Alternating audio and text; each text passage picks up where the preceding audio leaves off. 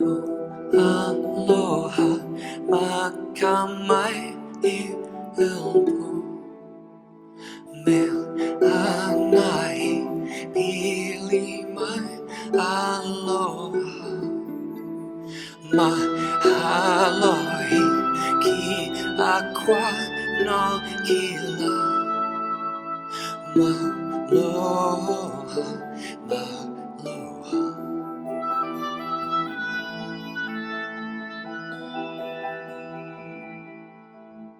Kulai, nauko waloa No kaila, no kaibo Amau Ko aloha makamai ilmu Me ke aloha umahana No kiala, no kia moa Maulua, maulua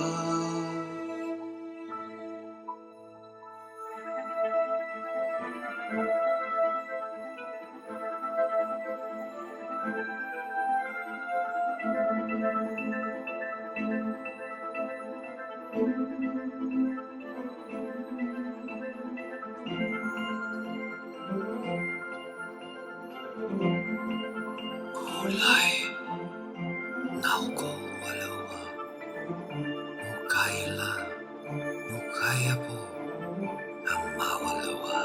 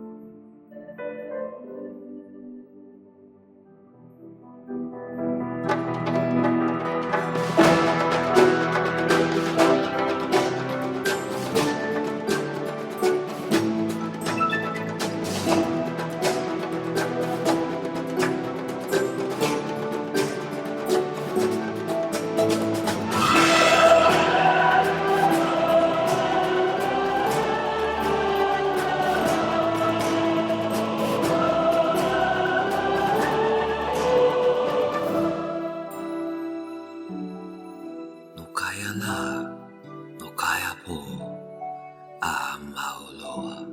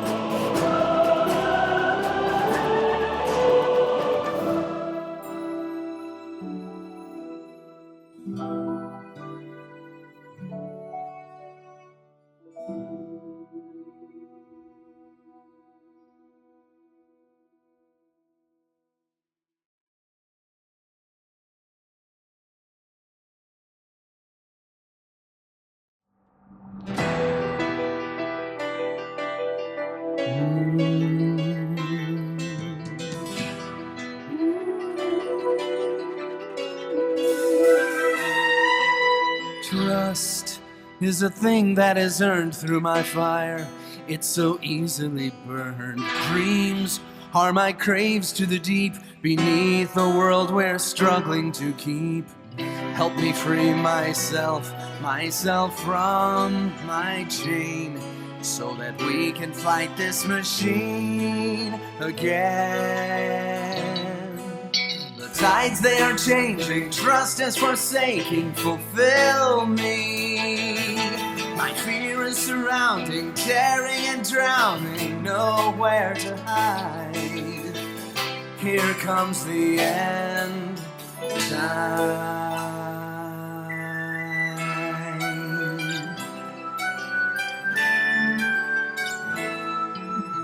Change in the void of the storm. Through my fire, my desires will swarm. Hold my wings open on land to face our trial that's at hand. Help me see myself through this veil, so that we can fight this machine again. The tides, they are changing, trust is forsaking, fulfill me. My fear is surrounding, tearing and drowning, nowhere to hide. Face it and ride, here comes the end time.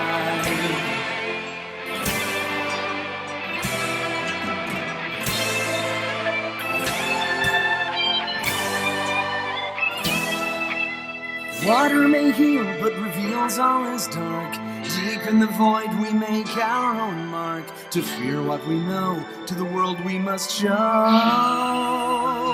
the end tide. The tides, they are changing, trust is forsaking, fulfill me.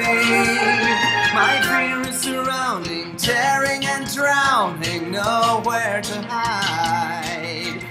We stand side by side until the end time.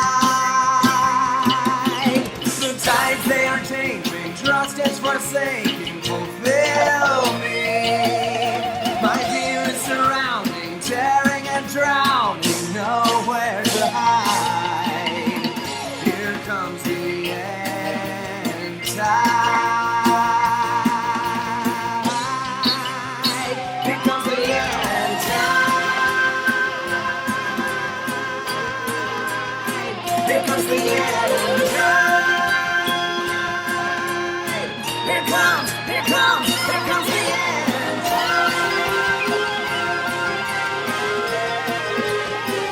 comes the end tide.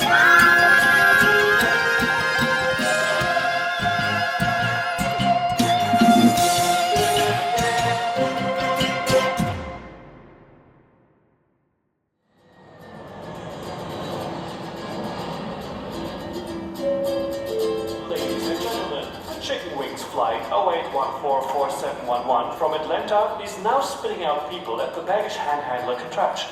Please brace for impact.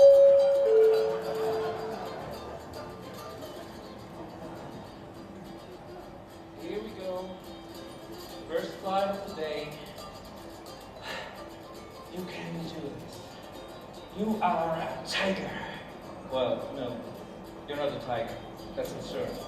You're a bat. A tiger of a bat. Yes. You are here to sell. You are a salesman. A salesman tiger bat thing. Yes. Yes, you go get them, tiger. Bat. Ah. Aloha. No. Aloha. Visit Makani's Adventure Store and Bar right next to Alamana Beach. We have everything the adventurous heart desires, blah, blah, blah. No, that's not going to work. I need to come up with something fresh and exciting. Like, aloha. Are you looking for that special adventure? Aloha, are you looking for that special adventure? Oh. Aloha, are you looking for that special adventure? What? Did I leave my flyer open or what?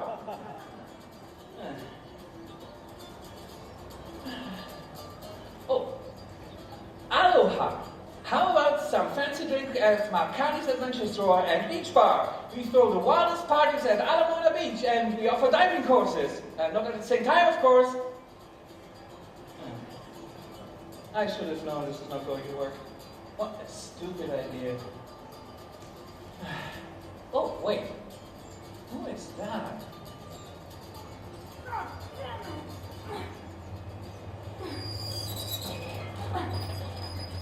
Aloha, my little wahine. Welcome to paradise. Paradise? I don't think so. Whoa, you're tense. But, you know what? I know quite the right place to chill out and have a good time. Look, I'm not interested, okay? I've had enough of for today. Okay. Ah! Oh! Oh! Ah! Whoa. Shit. Oh, goddamn stupid airlines! I spent like $300 on the most indestructible suitcase on the market in order to put that to break for this one goddamn flight! No! Whoa. Ah! Ouch! Ouch! Ouch! Are you alright? Of course I am. Everything's just peachy. Please, let me help you, okay? So, what is your business on Oahu, if I may ask? I'm a student. I'm doing an internship at the University of Honolulu. Oh, the SOist, right? But you only hear good things about them. Yeah, I'm a volunteer there. A friend of mine was supposed to pick me up, but I can't find her anywhere. Maybe I know who it is. You could just tell me.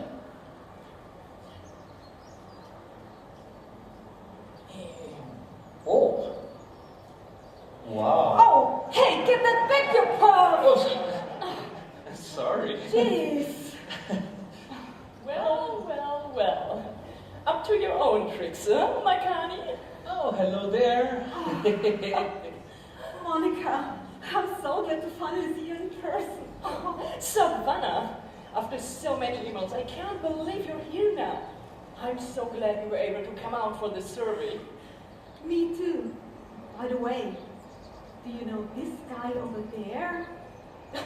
Yeah. Don't trust him. He's a total pervert. I heard that. If you think I'm a perv, you should ask her about what happened at the bar when she got drunk and tried to do her famous pineapple and yo-yo trick. Look at the time.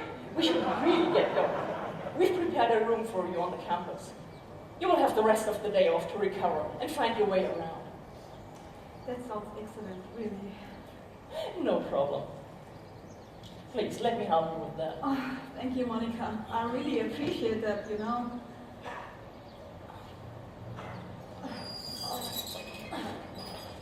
Well, good luck with your work then, Savannah.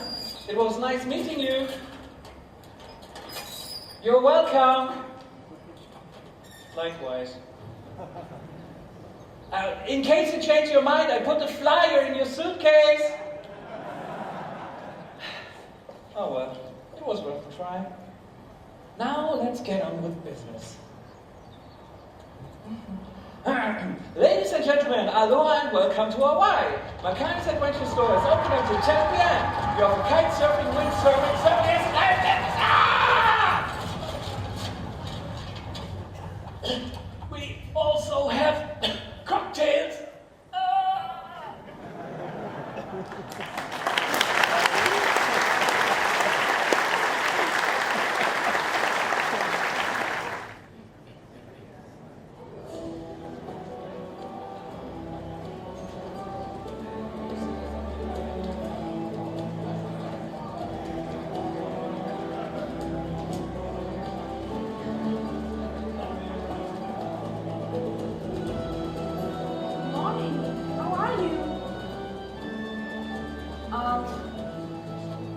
I'd like to get a seat. Would you mind if I squeeze past?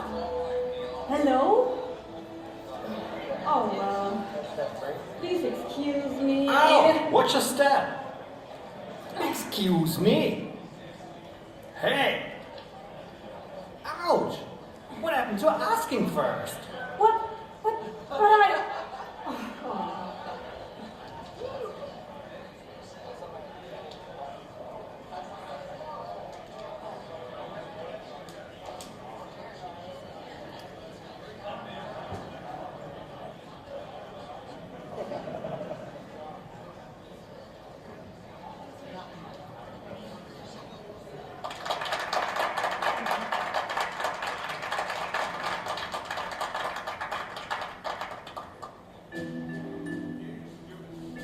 On behalf of the School of Ocean and Earth Science and Technology, I would like to thank you for joining us here today as a scientific staff for this year's volunteer mission.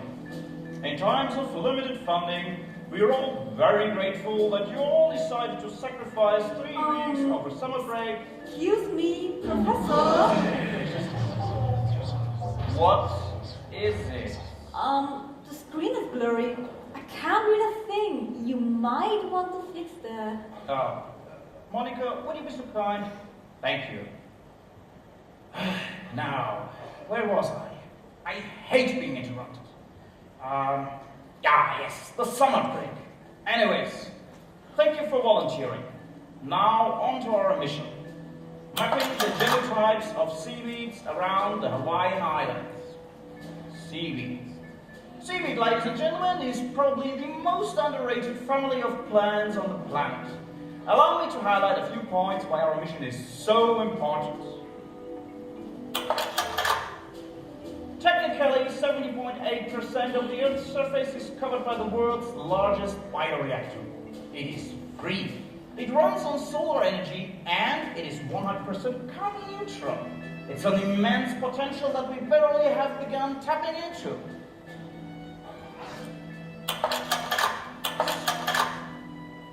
Seaweed seaweed might one day become the solution for world hunger as a much more sustainable alternative to crops that grow on farmland.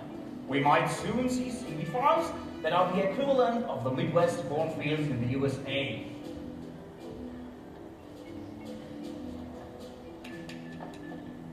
Hello? Natural seaweed grows 10 times faster than land-based plants and are full of sugars just waiting to be turned into bioethanol. This will provide a solution to the looming energy crisis and totally without interfering with the food supply. Seaweed is and will be used in countless applications: soil fertilizer, animal food, cosmetics, pharmaceuticals, and even industrial wastewater treatment. This is the market of the future. This is why our mission is so important. We are laying the groundwork for an aquacultural future. Excuse me, Professor? What is it this time? Don't you like the color of my shirt? Or would you like an extra cushion for your chair?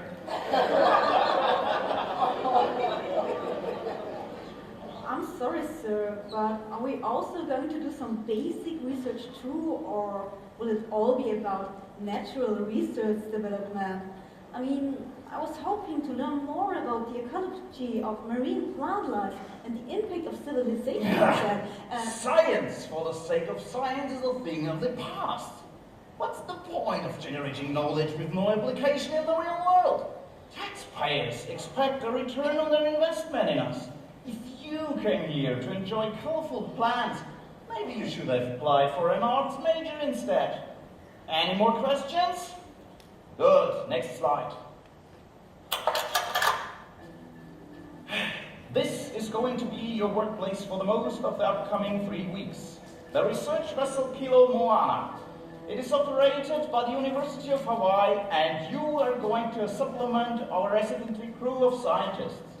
You will receive a detailed personal schedule from your tutor, telling you exactly what kind of activities you will be responsible for. Also, before you can go on board, there will be a mandatory safety training for everyone. Any more questions? I'll take that as a no. I'm looking forward to seeing you all on board. Until then, feel free to enjoy the rest of the day.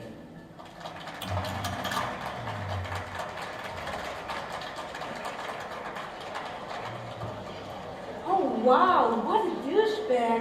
Is he always like that? By the way, my name's Savannah. How did you end up here?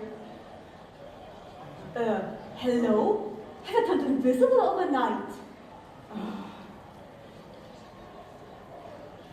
Hi, I'm Savannah. I'm new here. Do you guys know a good place to hang out and get to know each other? I'm really sorry, but we still have an awful lot of stuff to do tonight. Maybe another time. Take care. Oh, wait, don't run away. Maybe we can do stuff together. Hey! Oh, great. Seems like I'm off to a wonderful start.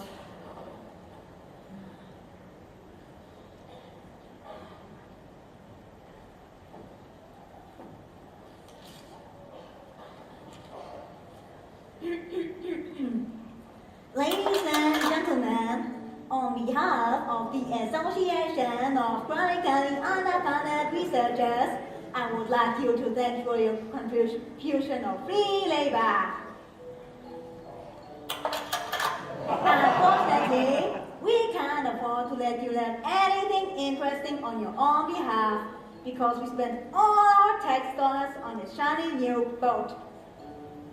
And if we don't ship a solution for work peace and free beer by next Monday, taxpayers are going to kill this cute little puppy.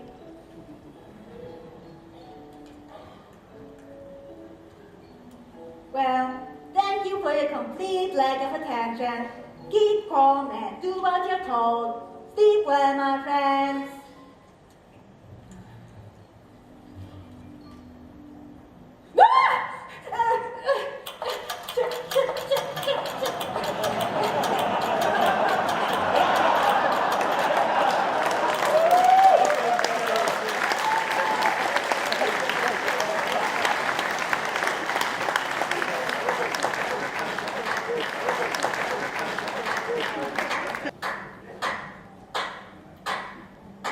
Could I help adjust the projector for you?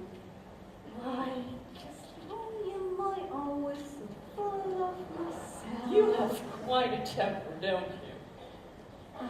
I'm sorry, but sometimes I just have to let it all out.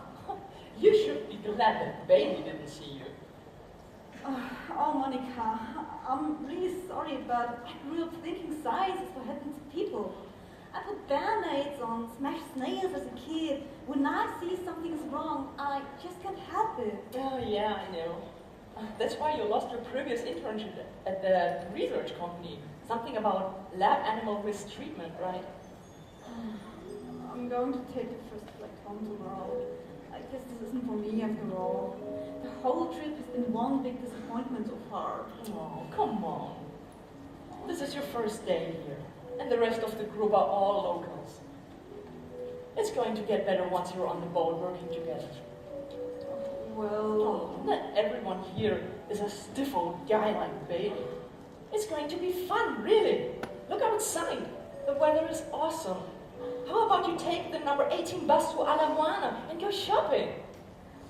no, well, I feel more like getting drunk, you know. Oh, then you should definitely check out Makani's beach bar. He knows how to throw a party.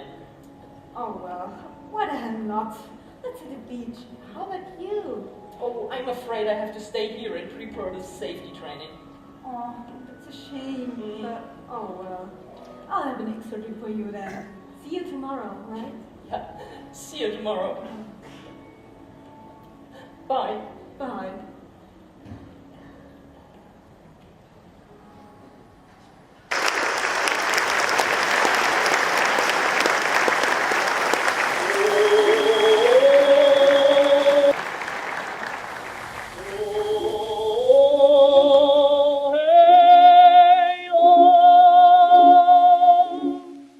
Millions of years ago, a fissure more than 1,600 miles long on the floor of the Pacific Ocean produced the Hawaiian Ridge.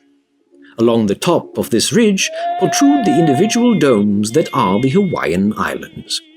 They were first discovered by Polynesians from the South Pacific around the year 300, and by the year 900, all the main islands were occupied.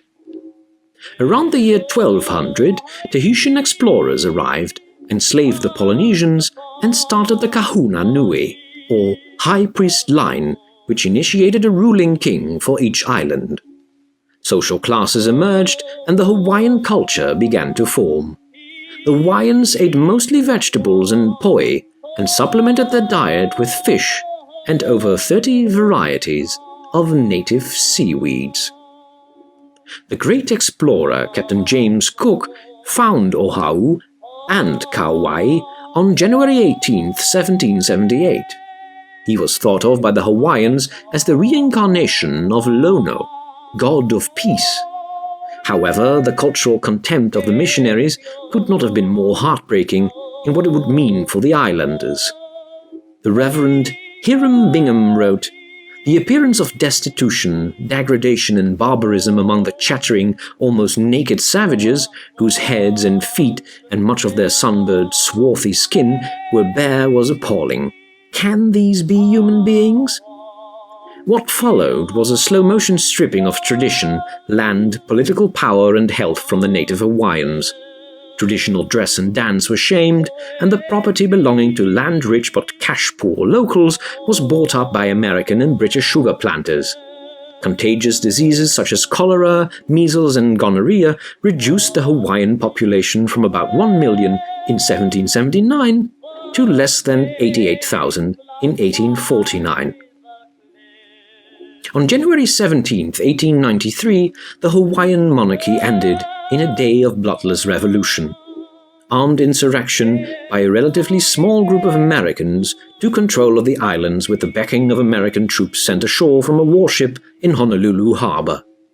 The last monarch, Queen Liliuokalani, yielded the throne under protest in order to avoid bloodshed, trusting that the United States government would right the wrong that had been done to her and the Hawaiian people.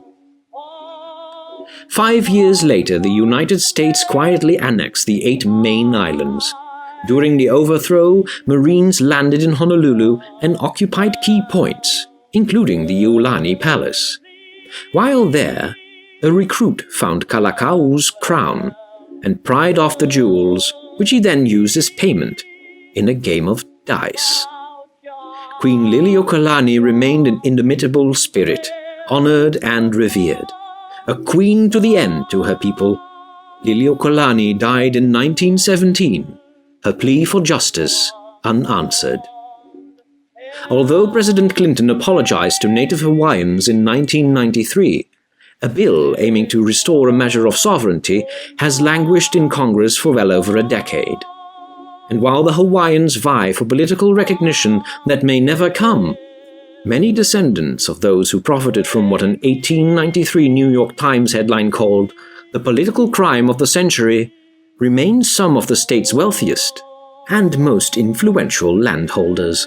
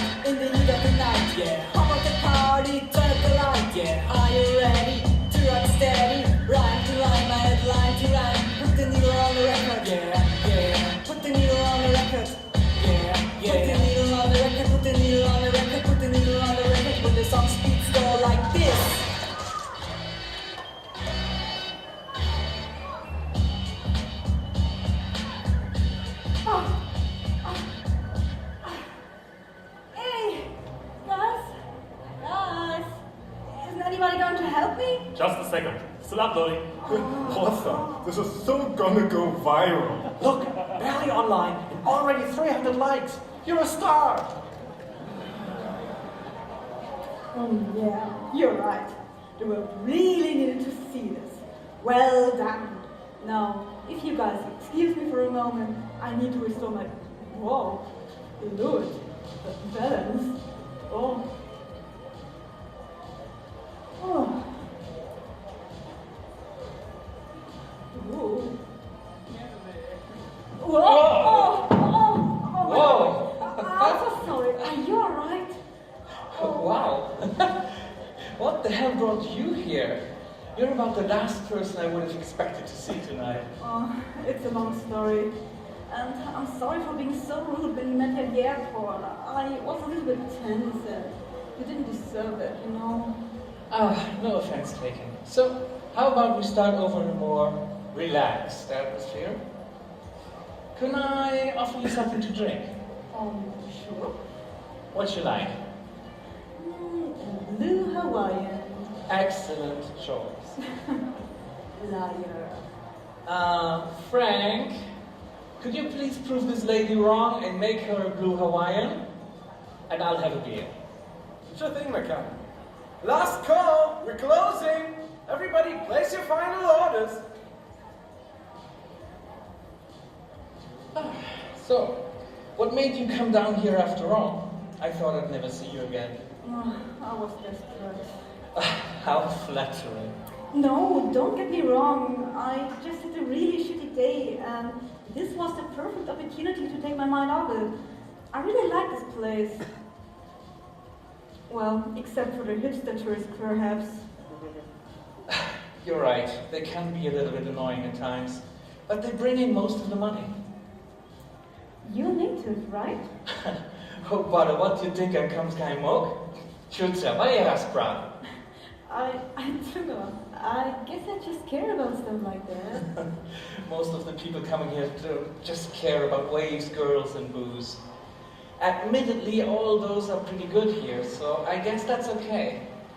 Sometimes I'm a little sad knowing that we've basically given away most of our ancient Polynesian culture, but there's no point in trying to turn back the clock. I've got a great running business and the most beautiful place on earth. I really shouldn't complain. Wait, did you hear that? What? There it was again. It's coming from the beach. Frank, can you please turn the music down? That sounds like a dolphin. So close to the shore. That's not good. I have to check it out. It might be in trouble. I'm coming with you. Oh no, no. The poor thing. It's barely moving. Oh. Can you see if it's hurt?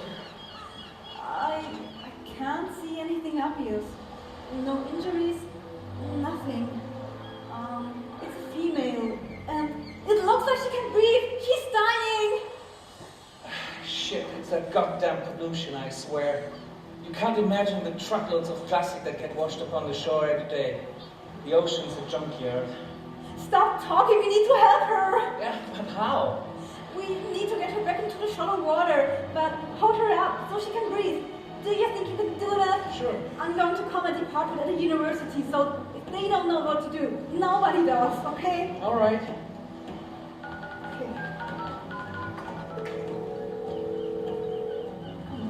Get out.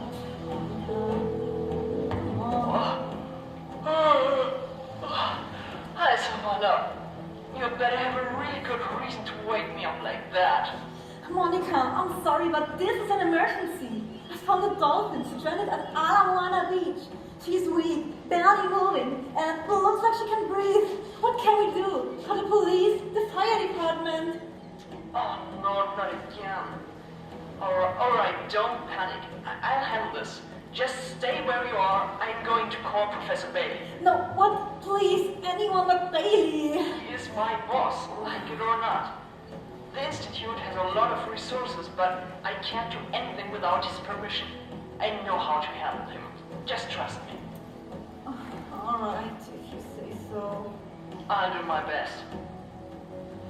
Thank you, Monica.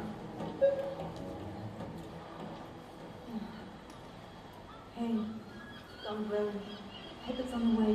Everything will be okay, all right? No, I'm afraid it won't.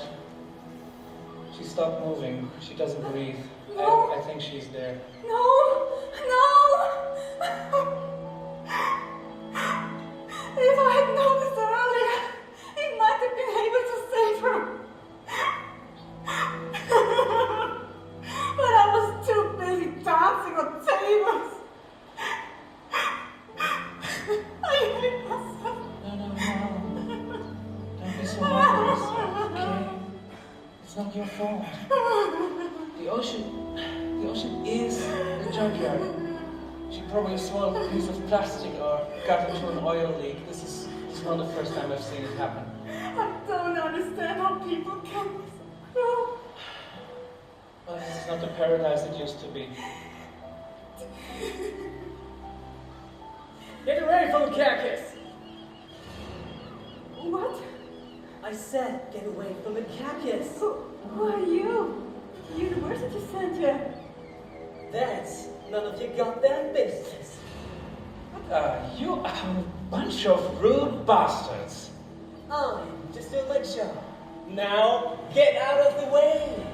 Come on, Savannah. There's nothing more we can do here. Come on. No. Oh, yeah.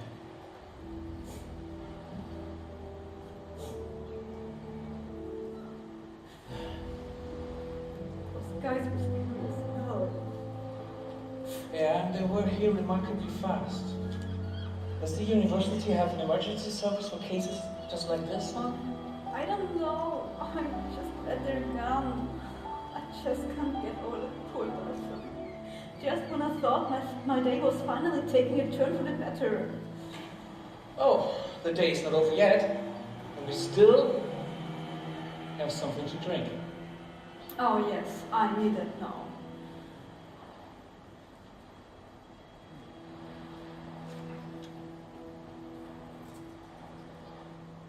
Well, hipa hipa. Hipa hipa. Oh, that was good. You know, when I applied for this mission, I was really looking forward to it.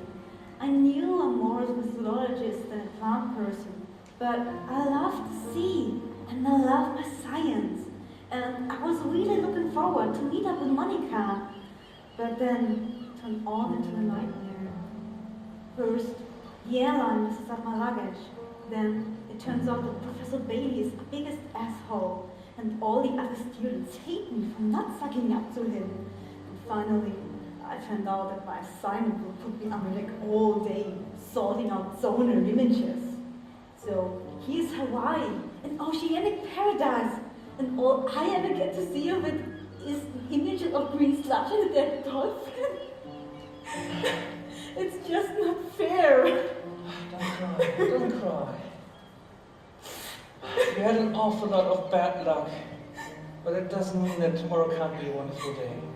Say, don't you get any time off? Project goes on for 3 weeks. I get Sundays off.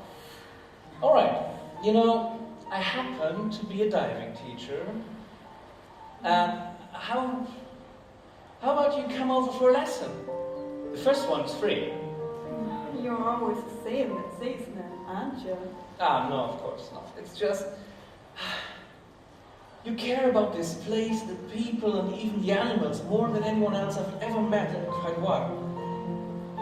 It's a pleasure to talk to you, and I'd really like to see it again. I know some really nice spots, and maybe I can make your trip worth it after all. Thank you, Makani. That's really sweet, but let me think about it for a night, okay? You have my number. I really have to go now. I've got that stupid safety training tomorrow, and I don't want to fall asleep in the middle of it. I see. Well, then good night, Savannah. It was a pleasure meeting you. You too, Makani. Take care. Bye-bye. Bye.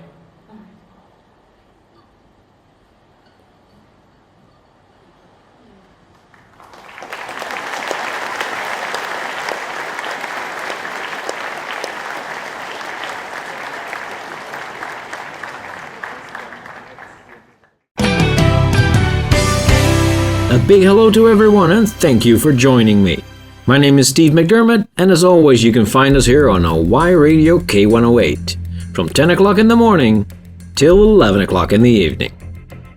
For weeks now, epidemiologists in Hawaii have been working overtime to determine the source of a series of fish poisonings that have resulted in more than 50 illnesses amongst residents of Oahu and several tourists, of which more than 20 have had to be hospitalized after developing potentially life-threatening kidney failure.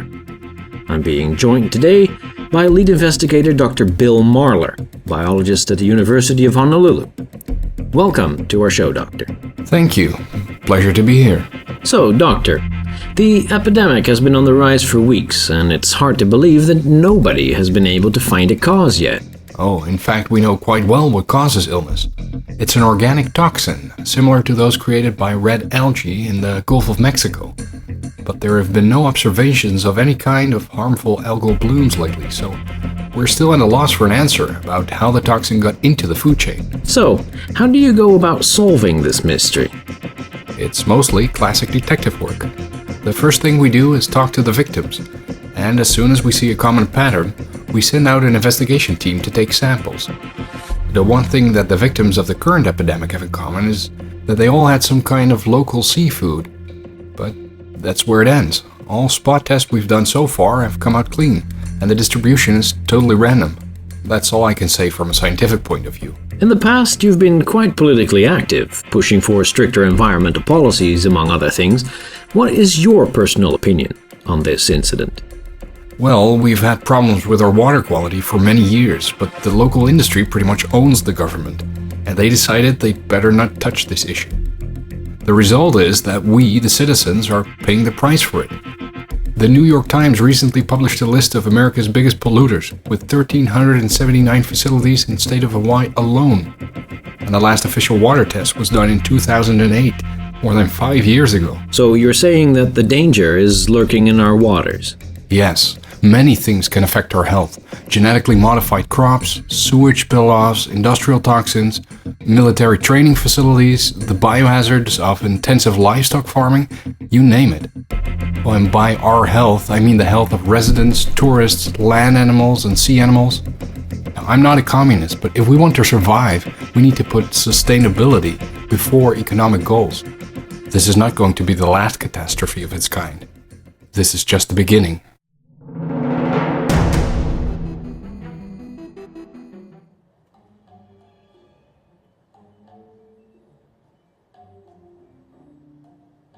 Hello? Hello? Monica, are you there? I'm ready to submit my data. Just a moment. I'll be right with you. How long are you going to be? Should I wait here or come back later? Hello? Monica? Monica! Oh, great.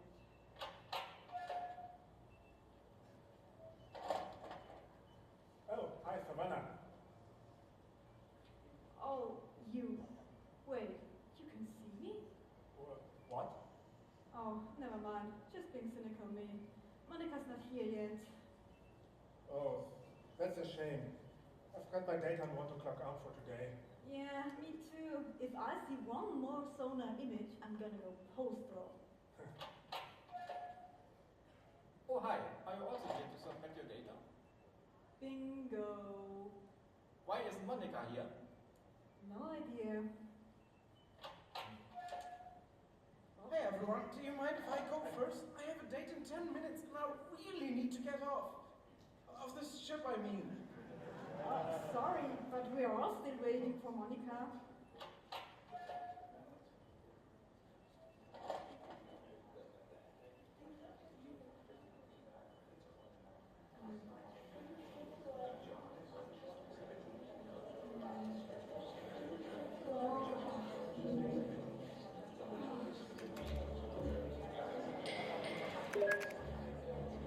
Convenient. Guys? Guys? Guys! Monica didn't lock her PC and I know the software. If you give me your thumb drives, I can report the data for you. So you don't have to wait for Monica. How does that sound?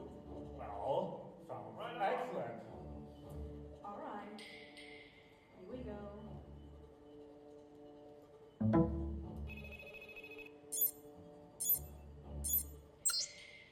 Alright, here we go. Now, Thanks. next one, please.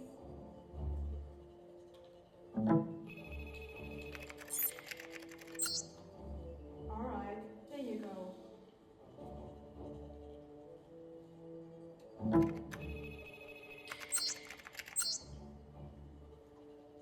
Okay, there you go. Enjoy your date, okay?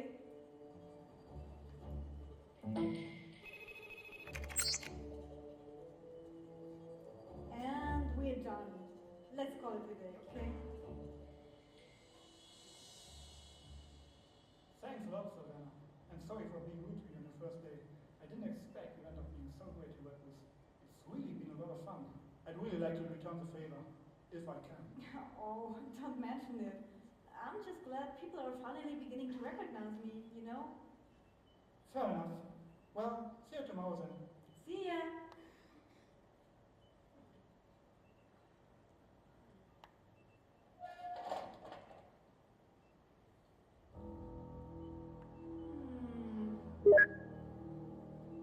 That's an interesting bunch of data we got here. The roots of the ship, the water samples, the topology. It all makes a lot more sense if you put it all together. But what's that down there? Isn't that funny? A large empty white spot in the middle of the sea, and all our routes have been avoiding it. No, strange.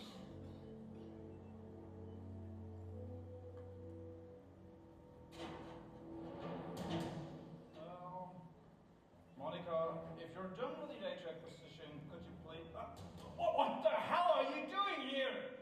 Get your filthy hands off the computer! Well, I'm sorry, I was just trying to help. You have no authorization. Who gave you access to our system? Nobody did. We were waiting for Monica and I discovered the screen wasn't locked, so I just thought I You thought? I'll tell you what. You're You're not authorized to think, you're not qualified to think, and you're certainly not paid to think. I'm not being paid at all! No, you're not. But if you keep thinking like that, you will pay for it. Did I make myself clear? Now get out of here, and I don't want to see you ever again on this ship. You are suspended. But it didn't do anything wrong. It's just a goddamn seafloor map, not some kind of little secret. Out! All right. Asshole! Pesky, stupid workers. I should have taken those Mexican immigrants instead. Monica? Monica, where the hell are you? You forgot to turn on your goddamn screen lock again. Monica? God damn it, why am I surrounded by idiots?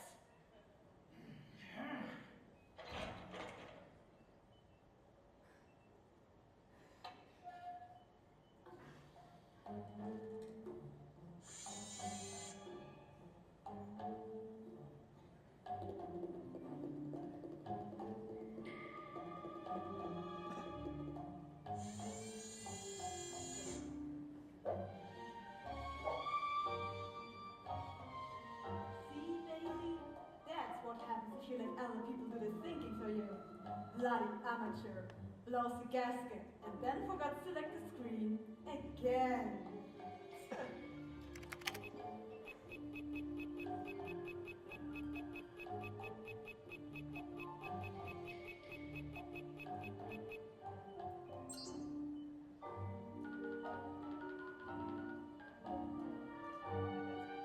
Hello, Makani. It's me, Savannah. Yes, me too. I made up my mind and I'd really like to get back to your offer. I just discovered the perfect spot for a diving trip. Are you in? Great. I'll meet you at the bar. You too. Bye-bye. I love it when a plan comes together.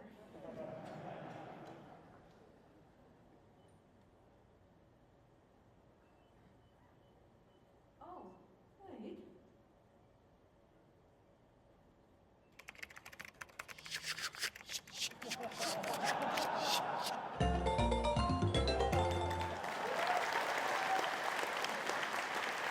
Oh yes, I do.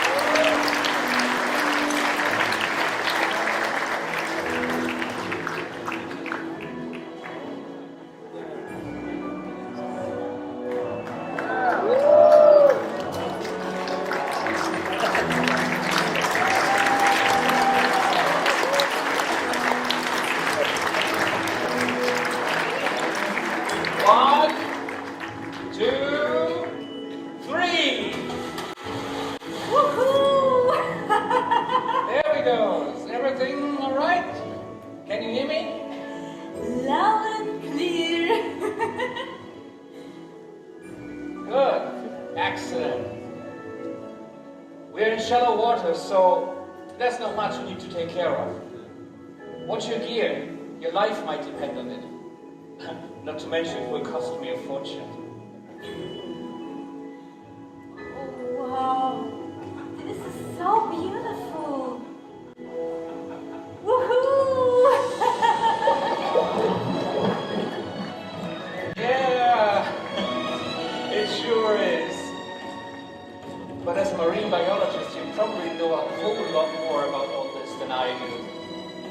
Well, reading about it in a textbook is one thing, but this is the first time I can actually see it myself. It's mind-blowing. Look, over there! Oh, you don't see these very often nowadays. They're very sensitive to environment. That's why they've become so rare. Hello, little buddies.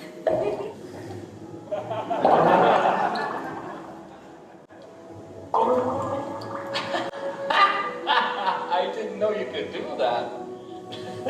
I need to keep that in mind when I'm down here with our next group of tourists. Whoa! Don't poke them too hard or you scare them. Oh, you're telling me that now? I thought I'm the one who's down here for the first time. Yeah, but usually I spend most of my time teaching soccer moms how not to stop breathing. I can tell my customers enough about the reef to keep them entertained, but having you around makes me feel like the student this time. Oh, wait, look, over there, a giant umbrella squid.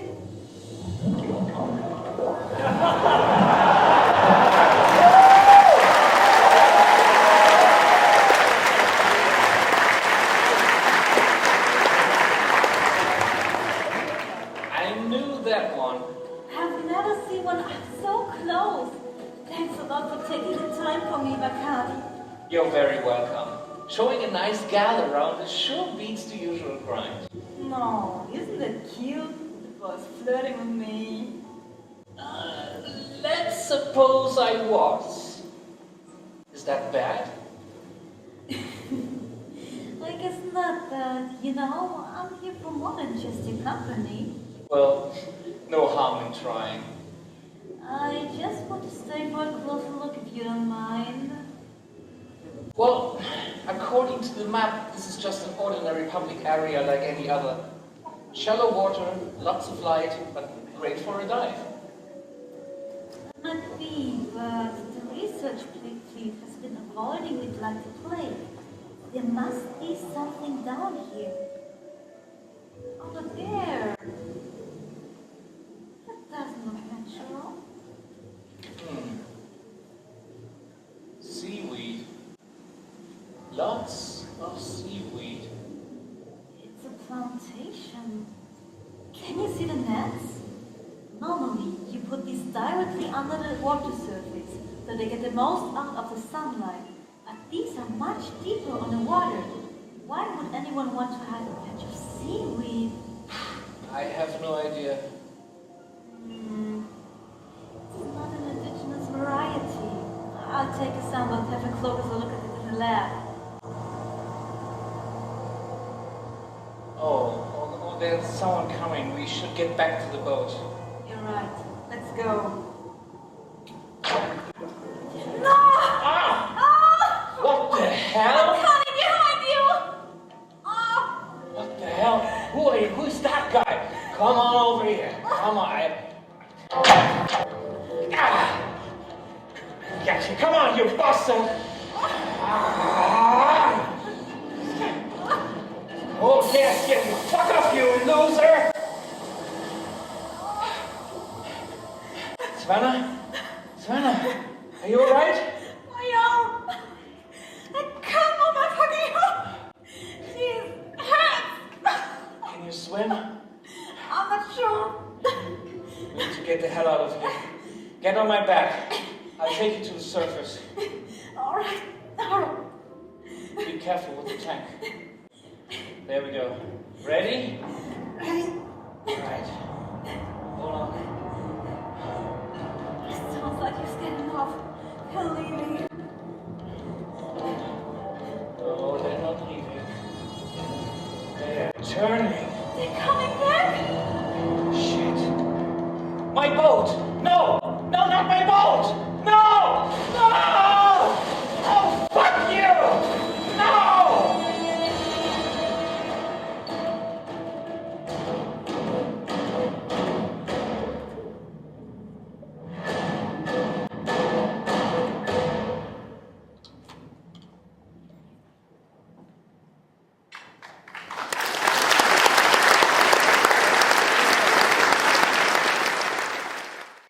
Long ago, on the island of Molokai, lived Kupa, the High Chief, and Kamalo, one of his priests. Kamalo had 2 sons who had great courage and accomplished great feats of daring. Inside his house, Chief Cooper kept 2 magnificent tiki drums, which he used to talk to his priests over great distances. One day, when Cooper was away on a fishing trip, Kamalo's sons entered the chief's home to have a look at the drums they had heard so much about. And although their father had taught them the ways of the temple, and that things sacred to the gods must not be touched, the boys began to beat the drums. The chief became furious when he heard about the sacrilege. In a fit of rage, he killed the boys and presented their bodies at the temple's altar in sacrifice. When Kamalo learned what Cooper had done, he swore revenge. No match for Cooper on his own, he consulted with the prophets and seers of all deities throughout Molokai. But everyone was fearful of the high priest and refused to help. Eventually, Kamalo came to the cliffs that overlook Kalawao and Kalaupapa. On the side of the cliff, Kauhuhu the shark god lived in a cave protected by 2 ancient Hawaiian dragons. Everybody knew that Kauhuhu arrived to his cave by riding the 8th wave in a set of giant waves, devouring any man he laid eyes upon. But Kamalo was desperate, so he climbed down the cliff and hid behind a pile of driftwood near the cave, counting the waves crashing against the cliffs. The waves climbed higher and higher until the 8th one rose up, and suddenly the shark god emerged from the deep.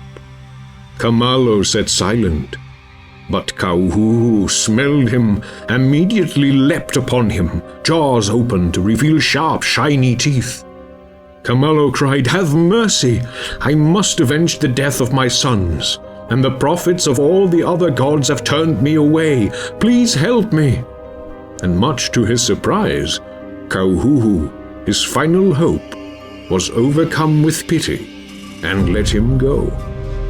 The shark god instructed Kamalo to return to his village, prepare a sanctuary surrounded by sacred white tapukapu staves, and await a giant cloud floating against the wind over from the Lanai Island. From it a rainbow would appear, and Kamalo would know the shark god had arrived. Kamalo returned to his home, placed the kapu staves in a large ring on the cliff, and called all those close to him together to live within the enclosure.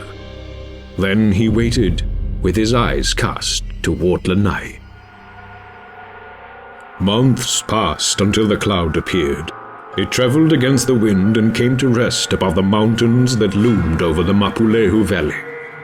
A rainbow appeared, and the winds began to pick up force.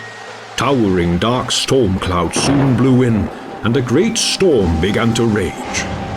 Lightning broke the sky, and water rushed down the mountains into the valley in a flash flood with such force that everything before it was swept up into it. The only area that was not devastated was the sanctuary, where Kamalo and his followers watched in awe.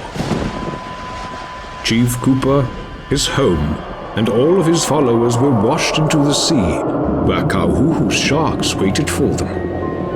The bay waters soon ran red with the blood of Cooper and his followers, and after this day, the bay became known as Aikanaka, the man-eater, and everyone learned a great respect for the power of the shark god, Kauhuhu.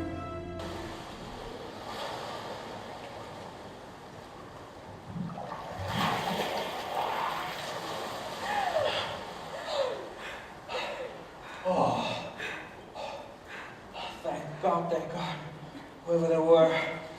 How are you doing, Savannah? Oh. It's probably shark. We need to get you to a hospital. Here, climb onto this. Oh, shit. Careful with that arm. Shut up, I know.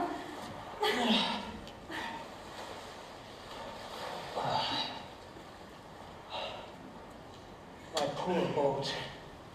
I had just finished paying it off, and now look at it. It's ruined. The insurance will not cover that. How was I not supposed to know this when it was gonna happen, Makani? You can always get another. What about my arm? I can't just get it. You're right. I'm sorry. But I still need to figure out what happened. Please, Savannah, tell me everything you know. I already did. On the Kilo Moana, we made botanical maps of the seafloor. This place was left out, and I was wondering why. That's all. And how do you explain this? Are you absolutely sure there's nothing else you need to tell me? Well, yeah. I admit Professor Bailey wasn't exactly happy when I accessed my supervisor's PC without his permission. But I just told You did what? Helen, it didn't occur to you that this data might have been classified? Or that you might have had good reason to avoid this area? Oh, bullshit. Nothing was classified. I just put together all the data we had just collected. And Bailey's always cranky like that. Didn't think anything of it. Look at the mess you've got us into. I'm ruined, you're hurt. We could have died. I'm sorry. I really didn't mean to. I just wanted. I can't believe I let myself be talked into something like this. I didn't talk you into anything. You brought me out here because you thought you could score with me. What? What? No, Savannah, if that's how it seemed to you, then you don't get me. It's not like that. That would be ridiculous. I really like you. All of you. You're not like those zombies that come to my store every day who care for nothing but their tan and impressing their idiot colleagues on Facebook.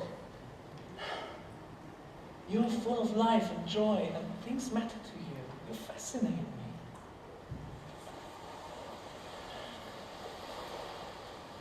Thank you for seeing me.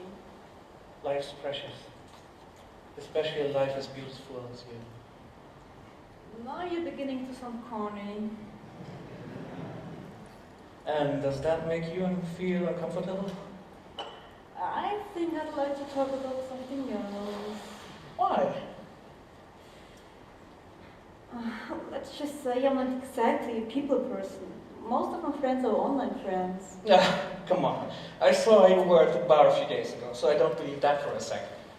You don't know me or my life story. I'm sorry, I didn't mean to cross the bottom. How's your arm doing? Love. That's the salt water. It will make it sting like a bitch. Let me see. Yeah. You're lucky. It's just a graze. Grace, yeah, right. Do you have any idea how we're going to get back to the shore? Let's see. We're about 10 miles from the beach. It's getting dark. Nobody's gonna miss us before morning, so I'm afraid we could be here for a while.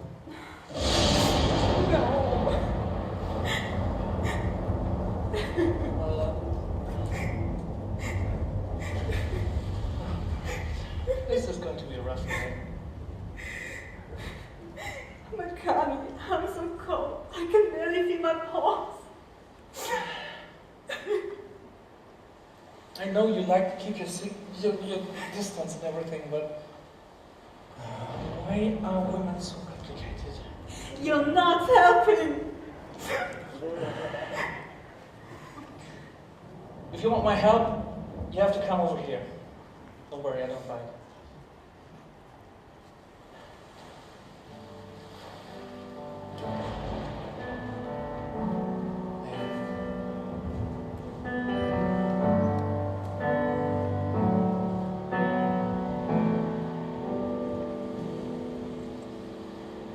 If you feel cold and lonely, I'll be right next to you.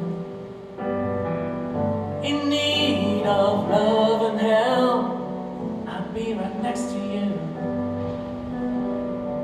If you close your eyes at night, you never see the stars.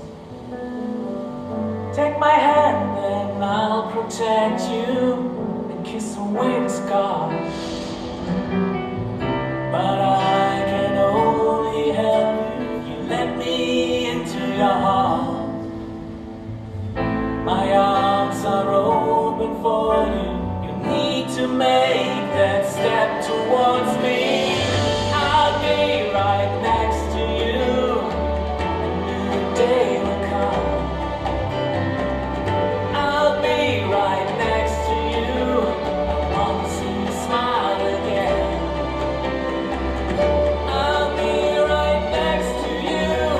Let me be the one. Trust me and don't lose hope behind the rainy day's horizon. Shines the sun.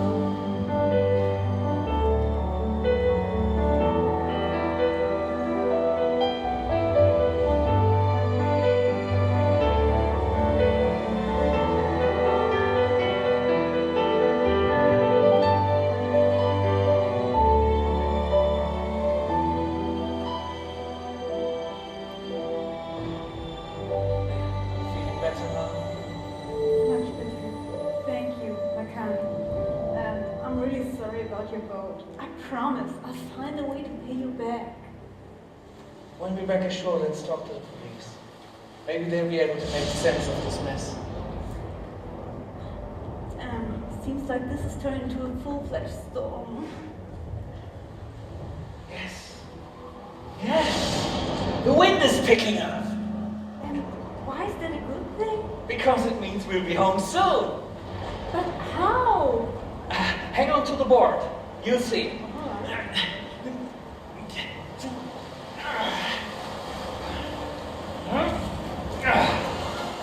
I am the king of the world!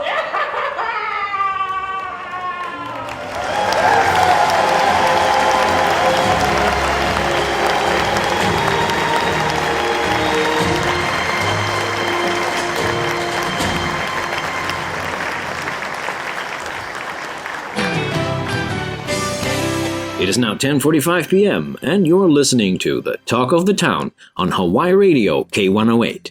My final guest for today is Dr. Maurice Kaya, author of the new Clean Energy Study commissioned by the Department of Business, Economy and Tourism. Dr. Kaya, welcome to the show. Can you please tell us what exactly this new study is about? Well, every year we spend billions of dollars on energy, and much of it is sent out of state to buy oil. That oil arrives weekly in massive oil tankers over one of the world's longest sea routes. Many natural and human disasters could disrupt that supply, leaving Hawaii in an energy crisis within a month or less. We are also very vulnerable to the effects of climate change. A sea level rise of just 3 feet would have disastrous consequences. Simply stated, our current way of meeting our energy needs is not sustainable. We must alter our course. And where is that new course going to lead us? Well, we have plenty of sunshine, strong trade winds, the ocean, geothermal activity, a temperate climate and year-round growing season. All that can be tapped to provide sustainable sources of energy. The big oil companies currently receive about $4 billion a year in tax benefits. If subsidies were to be made dependent on the support of clean energy, that would create a strong incentive for the entire energy market without costing taxpayers a single cent. Earlier today, we asked the management of Peak Oil Incorporated, the world's biggest supplier of fossil fuels, for their position towards clean energy. And this is what they had to say. Peak Oil Incorporated recognizes that the impact of greenhouse gas emissions on society and ecosystems may prove to be significant. Worldwide, we are working on leading research to identify economically viable technologies that can meet future energy demand while dramatically reducing global emissions. This includes advanced fuels, lubricants, and combustion technologies. Wind and solar are intermittent energy sources, but climate change can be addressed only by making use of additional sources such as natural gas, which can keep the electricity flowing when the sun doesn't shine and when the wind fails to blow. So it seems getting all the stakeholders to sit down at one table and agree on a common definition of clean energy is not going to be an easy task. Before we end our program for tonight, let's have a final look at the weather. Hurricane Juliet remains active in the eastern Pacific, sliding by to the south of the islands, For the next few hours, we should be prepared for lightning, 30 to 50 miles per hour winds, heavy rain, gusty winds, and high surf. In the early morning hours, however, a big high-pressure area will begin to push westward and likely move the thunderstorm threat west and off the islands as well. Tomorrow morning it's going to be partly cloudy with rain showers. And then it will be clear. High of 81 degrees, breezy with winds from the northeast at 15 to 25 miles per hour. I'd say that tomorrow the chance of rain is about 20%.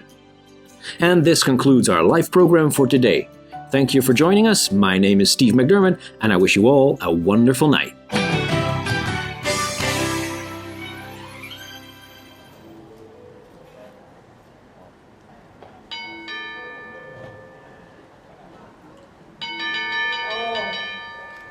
What the hell?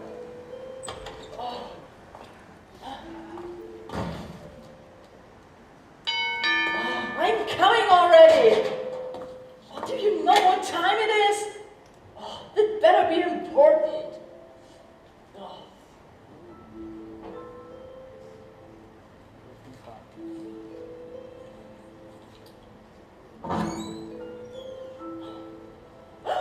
What the hell are you two doing here? I'm really sorry to wake you, but we're in big trouble, and you're the only one we can trust. Make yourselves at home. Thank you.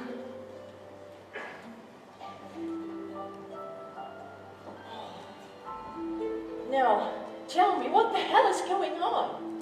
Makani took me out for a diving lesson. Everything was going well until we were suddenly attacked by another diver. We managed to fight him off, but he destroyed our boat. We only barely survived.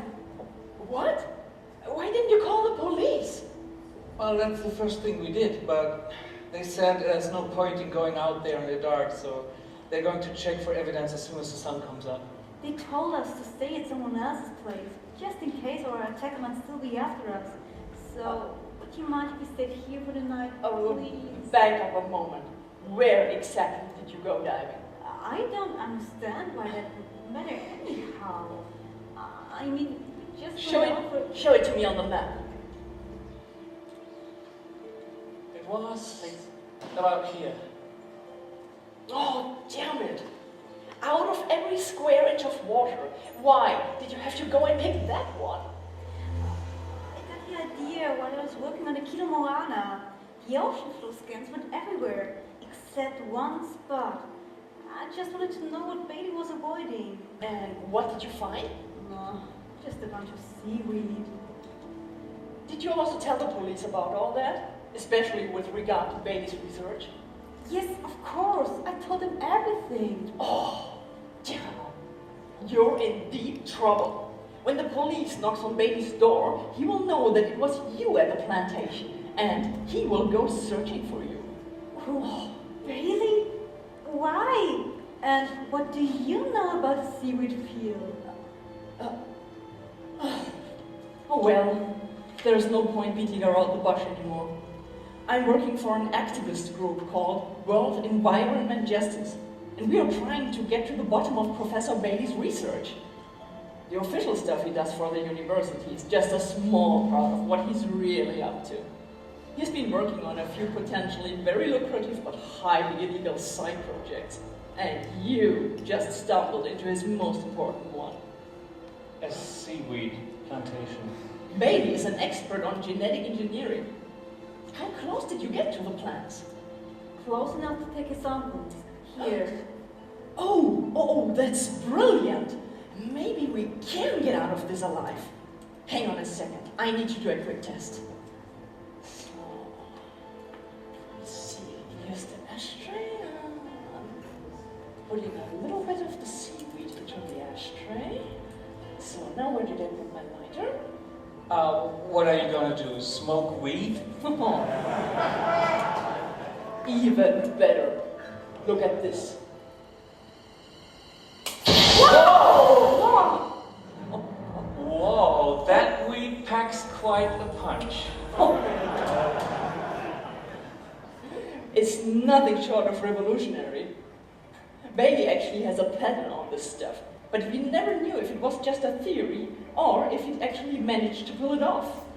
This stuff It's basically instant fuel that grows on the seafloor. No drilling, no transportation, no refineries. Clean energy almost for free. But isn't that a good thing? Well, Baby isn't interested in the environment. He has been shopping around for potential buyers for his patent. If he manages to show proof that it works and cover up the side effects, it will be worth billions of dollars. Side effects? What kind of side effects? Yeah.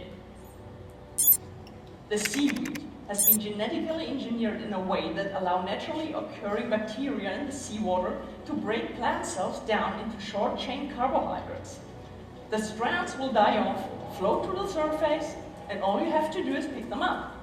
But that also makes them highly toxic. What we have here is an uncontrolled population in the middle of the most fragile ecosystem on Earth. The dead dolphin was just the beginning. If this stuff begins to spread, and it will, this is going to be the biggest ecological disaster of the century. Oh my God. If he manages to sell the patent before the bad news hit, he will be one of the richest men on Earth. Rich enough to survive any amount of bad PR, and rich enough to easily dispose of people like you and me. Why didn't you report him right away? Because the authorities do not believe in conspiracy theories. But now we have a sample, and the location is officially on file. We must go and show it to the police before Baby finds out that you're still alive. We must stop him. What the hell? Who's there?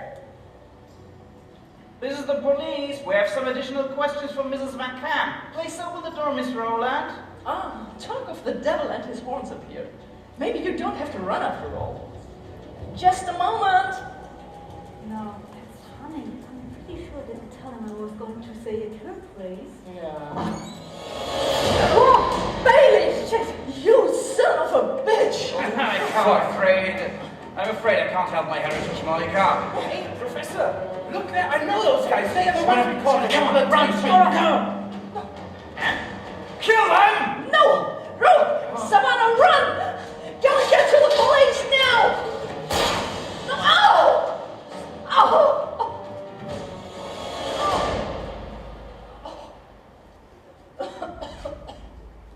Now get up, you little shit, and tell me you're working for. And don't give me that activist nonsense. I know you've been spying on me for quite a while, and I want to know why. Don't shoot or you will regret it. Really? Now, what's the deal? Okay, let's pull all our cards on the table. You are right. I am not an activist. I'm working for Peak Oil Incorporated. Industrial espionage by the third largest oil company on the planet? Classy. And what do you want? US patent 948375992. Bidding for the patent runs for another month. Why would you be so dumb as to put your life at risk? Dumb? I'll tell you what would be dumb. Bidding billions on a process knowing that it is about to cause the biggest ecological disaster of the century. And I wonder how much your bidders would still be willing to pay if they knew about this. No, the process is sound. The toxicity is nothing but an unforeseen mutation. The first generation of plants was both non-toxic and sterile. But the ones that were planted on the ocean floor weren't. We made sure of that. You sabotaged my operation! Yes, but there's the good news. We also inserted a genetic kill switch. Just a few molecules of the right substance are enough to kill off all specimens in a 100-mile range. All you have to do is sign over the patent to Pig Oil, and we will be happy to take care of your little ecological problem. No, I don't believe you. You are desperate. You're bluffing. Get me your boss on the phone, now! I want to talk with them. I'm sorry, but I can't let you. No. Shit! All right! Do it?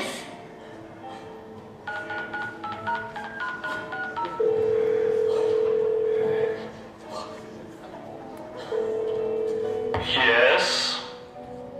This is Professor George Bailey. The rules of the game have just changed. Bidding will no longer close next month, but tomorrow at noon. And peak oil had better be the highest bidder, or else...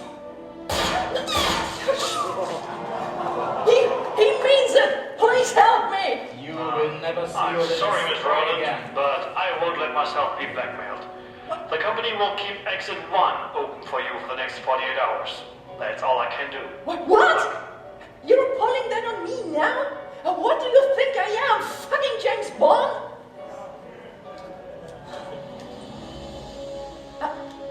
Hello? Hello? Oh, damn it. We're sorry. You have reached a number that is no longer in service. Please check the number and try your call again. Oh, fuck! Oh, damn it. If you want to play with the boys, you better have balls. Oh, very funny. And what now? Now you die. Shoot me if you want. But if you pull that trigger, you won't just only kill me, but an entire ecosystem. And that is entirely your fault. I don't know where the kill switch is. The solution is in a 40-gallon barrel, hidden in a storage container at the harbor. I can open the lock for you. All you have to do is let me. How do I know this isn't a trap? Peak Oil would rather let me die than come to help me. You heard what they said. I just want to save the island. It's a little bit late for regrets, don't you think, my dear? But I also see your point. My car's outside. Let's have a look at that antidote. But put some clothes on, for heaven's sake.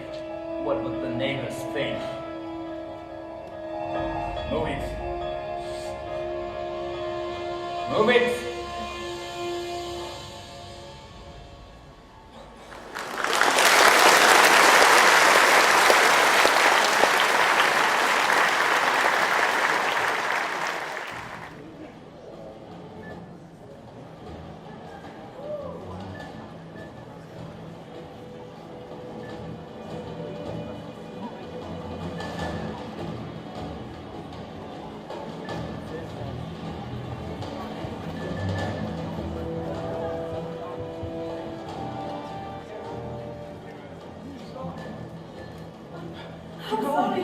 I'm sorry. I'm completely out of breath. I can't. Where did they go? I saw them turn to the right. There, in the yard. Shit, we need to hide. Quick. All right. Hey, what's in this way?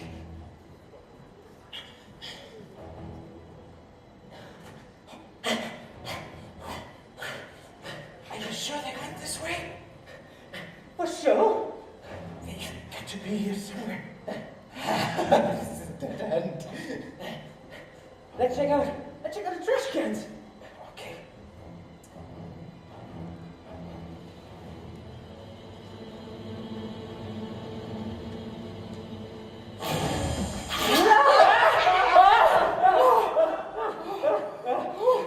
Holy crap! What was that? It was just a cat, idiot. Just a cat, huh? Yeah, you're right. Still, the next one is yours. Coward.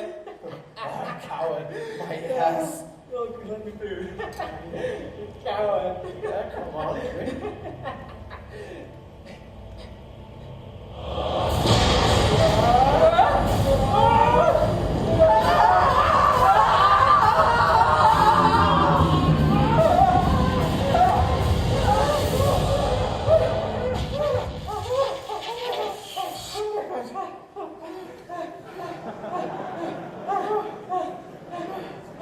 Okay, you check out the third one. No, you check the third one. No, you. No. Wait. What was that? I think Okay, I think I should take a look. I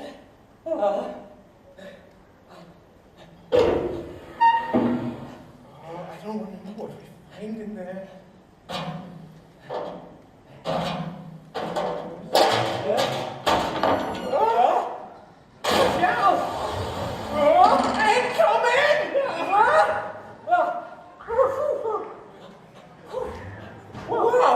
Whoa, that was close!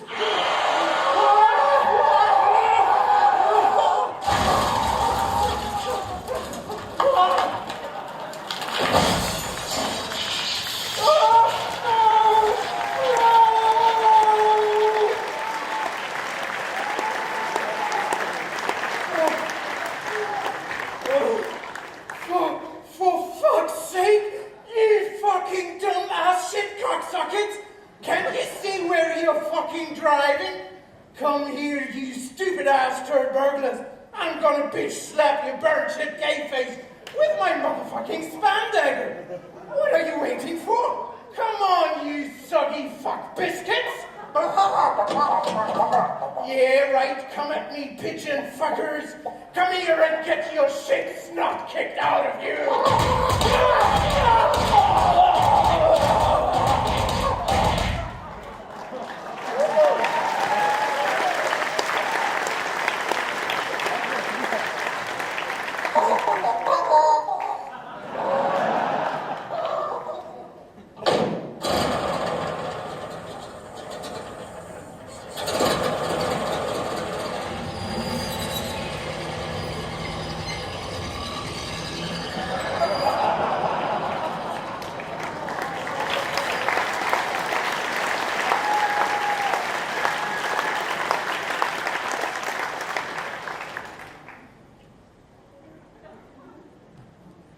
Well, that escalated quickly. I'm so not looking forward to explaining that to the police. Some things should remain unsaid. Yeah, but first we have to get there. Monica needs our help now. The police can wait. Getting the authorities involved is the best help we can give her right now. Come on, let's go. The phone is ringing. That's not my phone. What?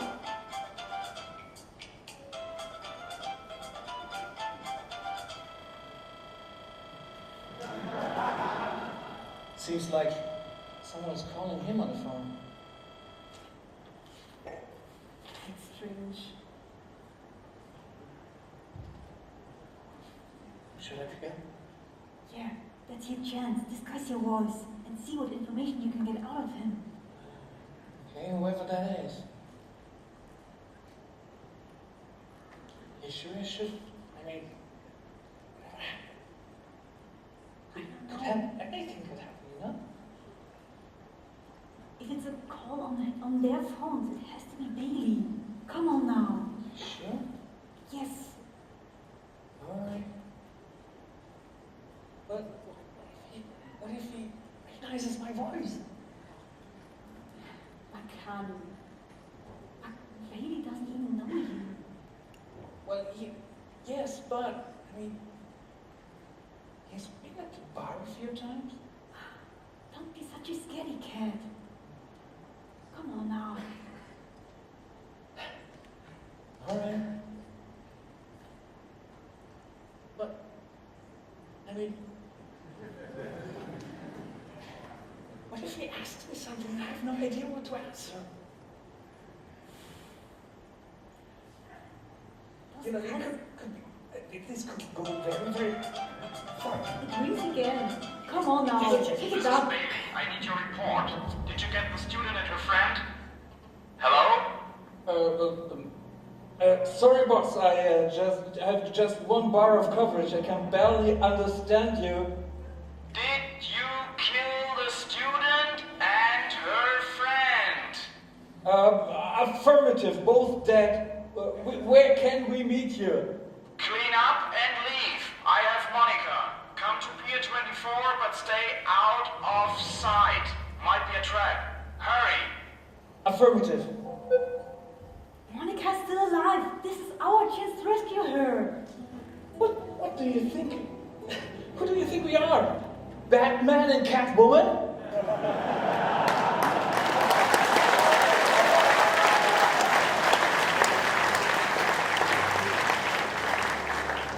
I mean, yeah. Well, okay, we are no superheroes. She risked her life to save us. We can't just leave her.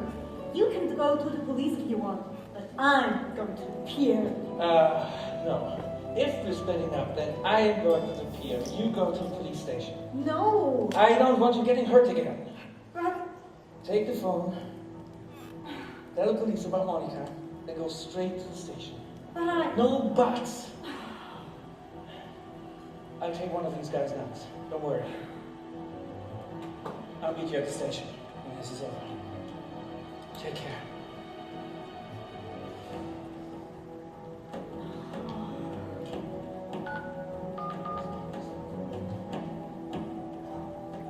hello, my name is Savannah Van Kam. A friend of mine has been taken hostage, Mrs. Monica Rowland. She's been taken to Honolulu Harbor, Pier 24. Please hurry. Her life is in danger.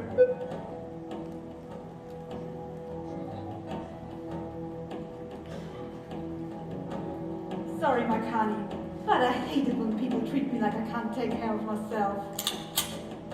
See you at Pier 24.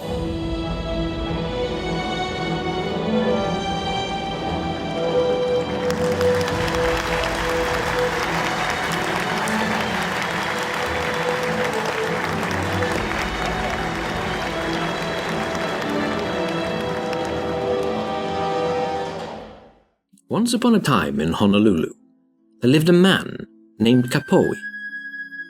One day, Kapoe went to Kewalo, gathering supplies to fix his roof.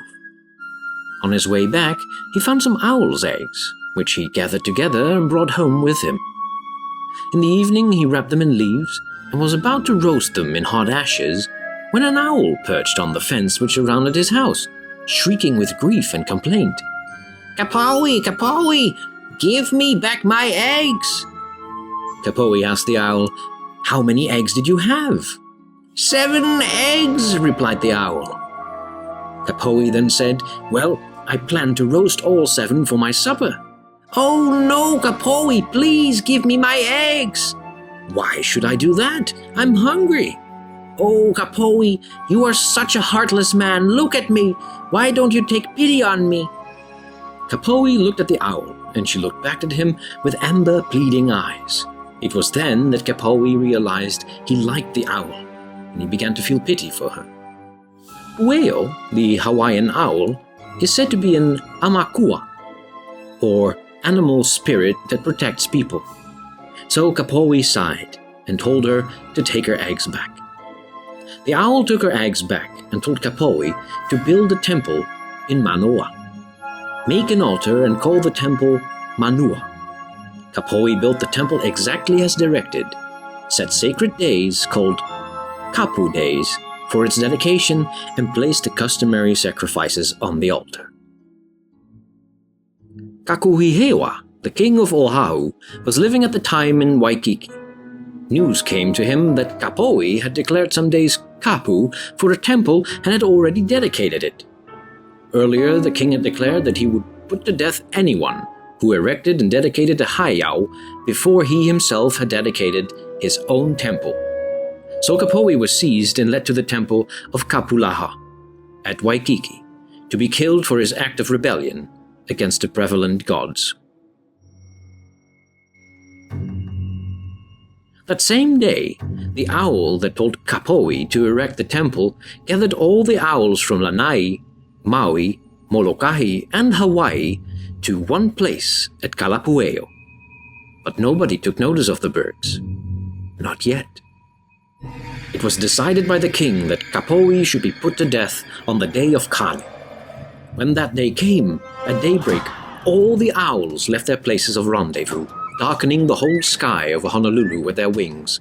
And as the king's servants seized Kapoe to put him to death, the owls flew at them, pecking them with their beaks and scratching them with their claws. Then and there was fought the legendary battle between Kakuhiewa's people and the owls. Even with their best weapons, the people were helpless against the owls striking them from the air. And at last, the owls conquered. Kapoe was released, and the king had to acknowledge the power of the owl god, which from that time has been recognized as one of the many deities venerated by the Hawaiian people.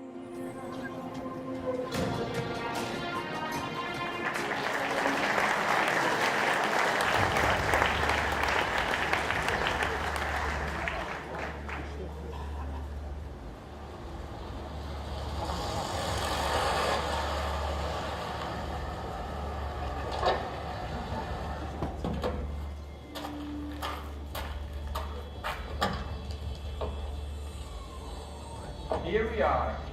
I hope you had a pleasant ride. Delightful. Although I could have used a cushion. Very funny. Now get out of the trunk.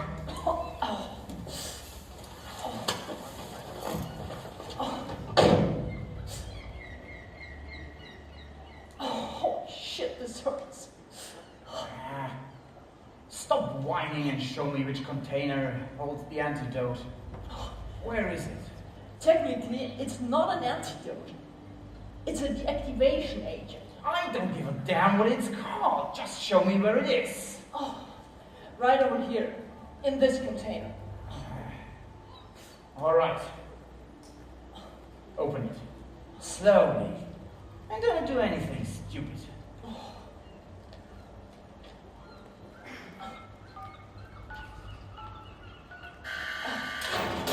There you go. The barrel is yours. Just help yourself. Do you really think I am that stupid? No. What if this is a trap? You bring it out. Oh, this is going to be interesting with just one arm.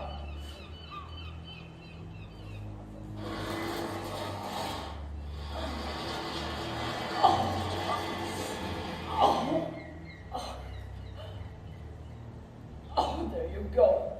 Oh shit, this hurts. The boat over there is mine. We can deploy the agent right now. I think I'd better handle this now by myself. What? No! Oh! Oh! Bailey! No! You're making a terrible mistake! Bailey! You don't need me! Only I know how to strut the agent! If you got rockets, it's not going to work! Didn't you just say a few molecules are enough? I think I can manage that. Aloha, Monica. And give my regards to the fish. No! Bailey! Stop! Stop! Let me out!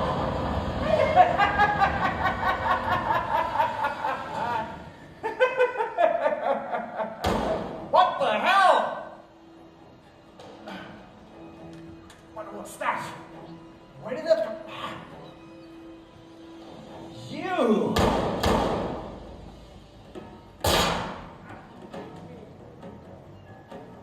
Give up, Bailey. Police are all in your way. Yeah? Yeah. Let them come! I'm going to stuff so much money up their asses they'll be looking like Thanksgiving turkeys when I'm done with them. Yeah.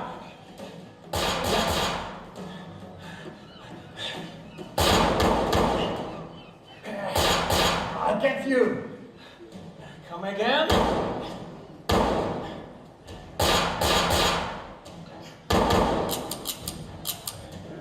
Holy shit, Batman. That was really stupid.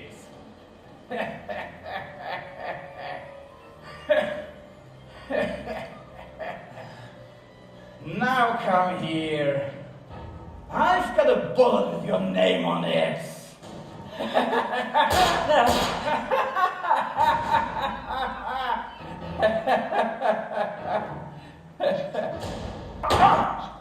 What the hell?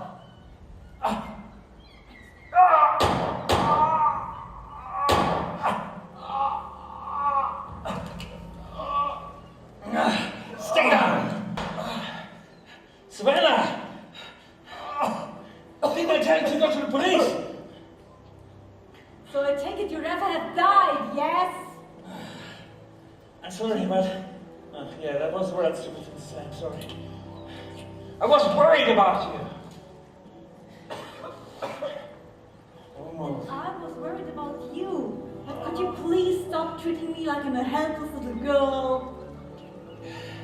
I will, I promise. I'm glad you're here. Thank you. Savannah, is that you? I'm up here. Can someone please let me out?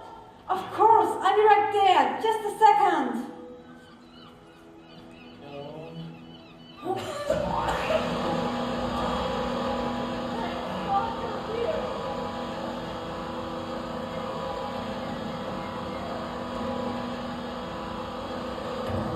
Can you hear me? Yes. The code is 5, 4, 9, 3, 8. Oh. Where is Bailey? Over here. See, George, this is what happens to people who talk too much. You are part of this, Monica. When the police finds out who you really are, we will see you as more to answer for. You or me.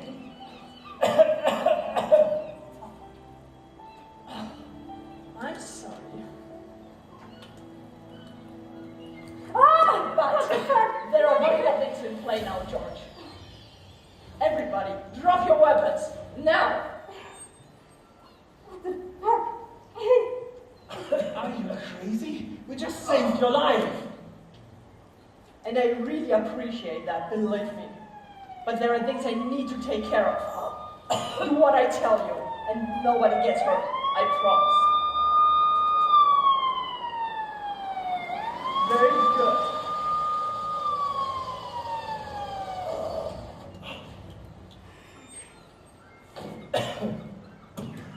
This is the police! Drop your weapons and show me your hands! No! Pull back or the server gets it. I am not joking. Pull back now! One armed person, Martin, female, serious features. I don't know it. My name is... Makani, I want you to load the barrel into the boat. Quick. If you hurt Savannah, you are dead. That's all up to you. Don't trust the bitch. Everything she says is a lie.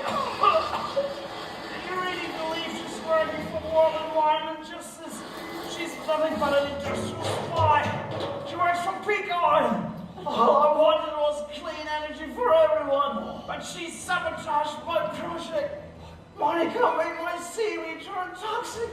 It's all her fault. Shut up, Bailey!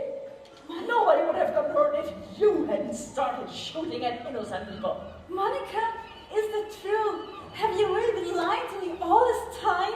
I'm so disappointed in you. I must finish what I have begun. I'm sorry. Now, everyone into the boat. Except you, George. You can tell the police whatever you want. Aloha, Professor.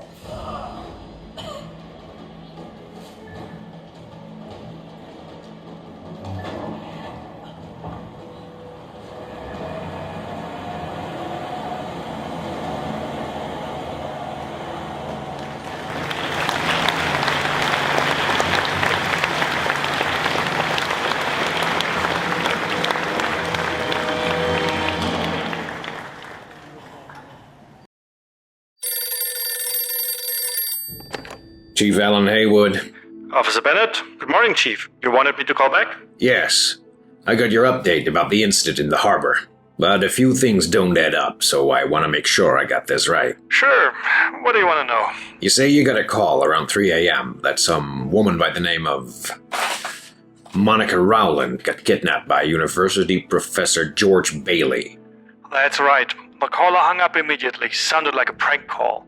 We sent the nearest unit to check it out anyway, and they arrived just in time to see an older man, German Shepherd, drag the woman out of the trunk of his car.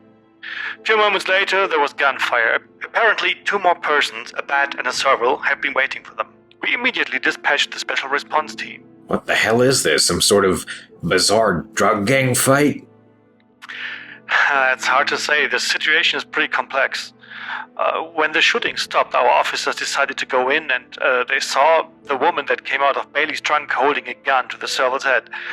She then forced the bat to put a barrel containing an unknown substance into a dinghy, and then they drove off together. Yes, and that's the part I don't get. Rowland gets abducted by Bailey, taken to the harbor in the trunk of his car. Someone shoots Bailey down, probably saving her life, and then in return she takes her rescuers hostage. Why? Whatever's in that barrel must be very valuable. They're either trying to bring it to another ship or get rid of it, probably including the hostages. Yeah, the Coast Guard's already going for them. They've deployed 5 Defender-class response boats, 2 aircraft with thermal imaging cameras, and, well, catching them will still not be easy, though. It's a very small boat, pretty fast, no lights, and invisible on the radar, and they got a pretty good head start. If you get them, make sure they don't get rid of the evidence. I definitely want to know what's in that barrel. What about Bailey? Did you get him to say anything useful? He's at the hospital right now. They're keeping him in a coma. Apparently he lost a lot of blood, but they say he's going to live. Good. Because I'm dying to hear his story when he wakes up. Who's in charge of the response team? Lieutenant Mark Spencer. Nice. That guy knows what he's doing. Right. I'm not going to take up any more of your time. Thanks for bringing me up to date. If you got any results, give me a call. I'll be up all night.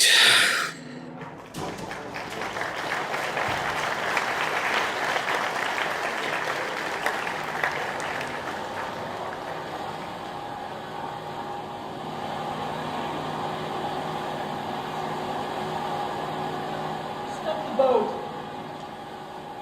Here we are. Bailey's plantation.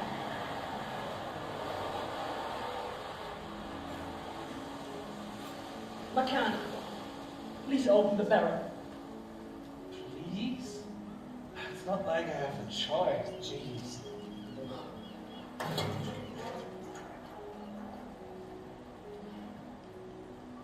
There, now? Dump it. Into the water. Yes. Throw it overboard, quick. Right?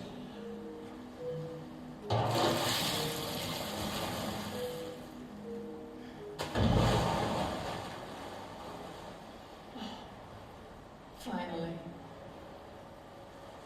Okay. Now tell me what the hell did I just do? Save the world. What?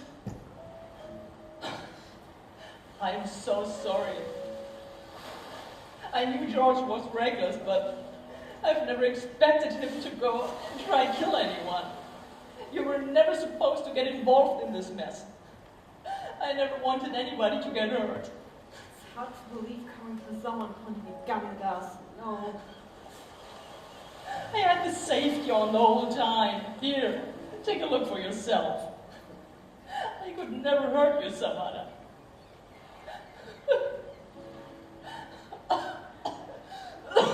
Oh, Monica, you're right. Holy crap, you're bleeding. I'm sorry for threatening you like that. You're bleeding. It was Bailey, wasn't it?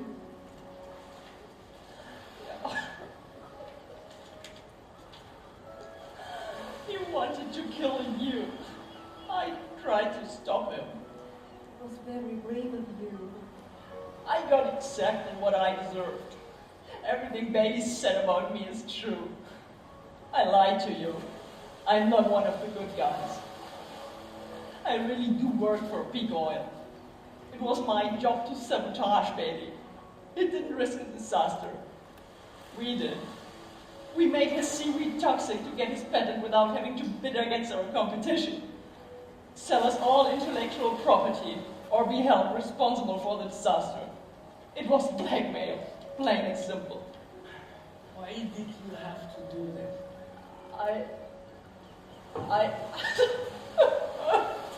Let me guess. They offered you a lot of money.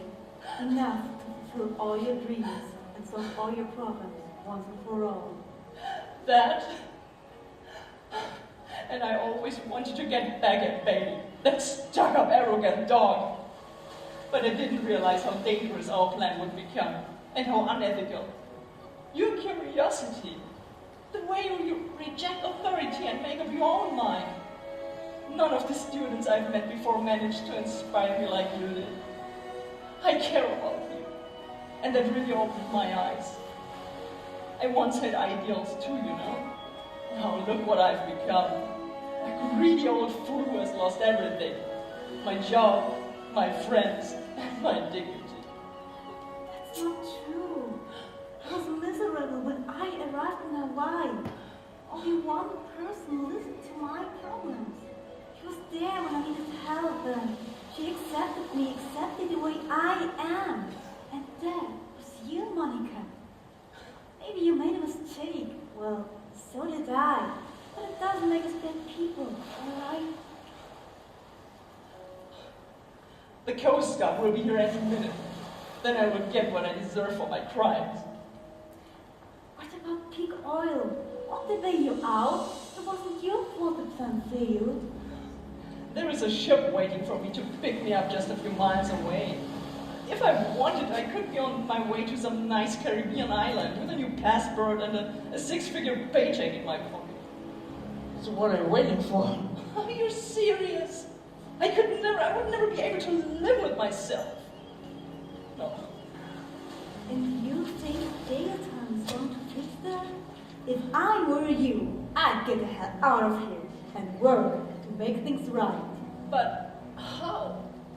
Use the money for a good cause. How so? Well, I could use a new boat. Exactly. And didn't you say Bailey did all his research on university resources? We'll blow the whistle on him and get his patent assigned to him where he belongs, the university. There are so many ways you can make a difference. I'm not going to stand by and let you get arrested.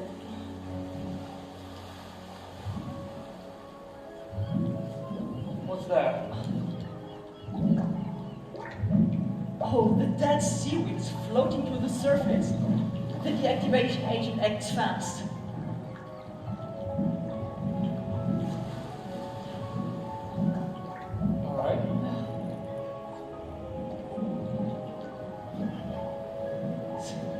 Believe me, it's a lot more volatile than regular oil slick.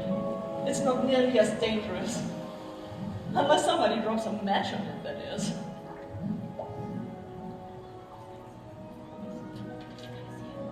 Coast Guard is here. Should get going.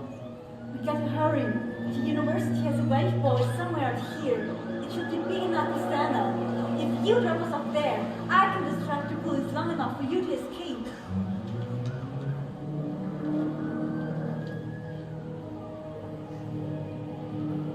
I really can. Believe me, Monica. So, how are you going to do it? Just wait for it. Alright. They tried to surround us, so let's get out of here.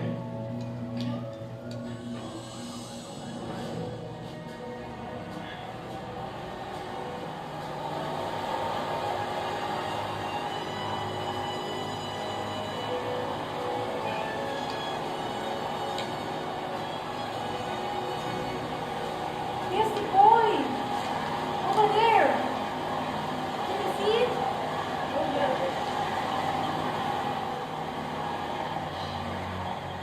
So, now what's your plan? Do you have a flare gun on board? Of course. Let me look. Here it is.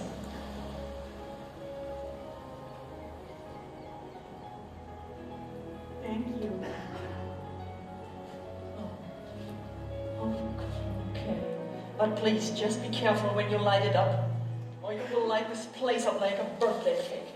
Exactly. Now, take the boat and go. Blow your horn when you're on the other side of the spill, and I'll give them a fireworks show they'll never forget. That sounds like a really bad idea.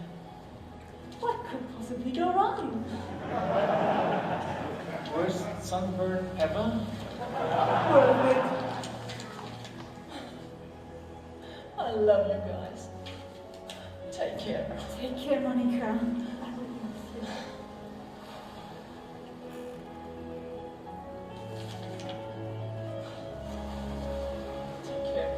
Take care.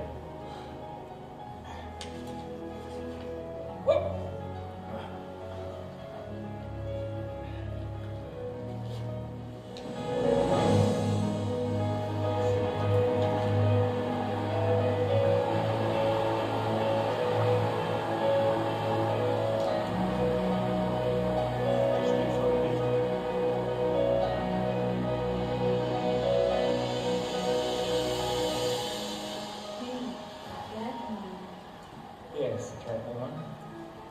I love you. I love you too.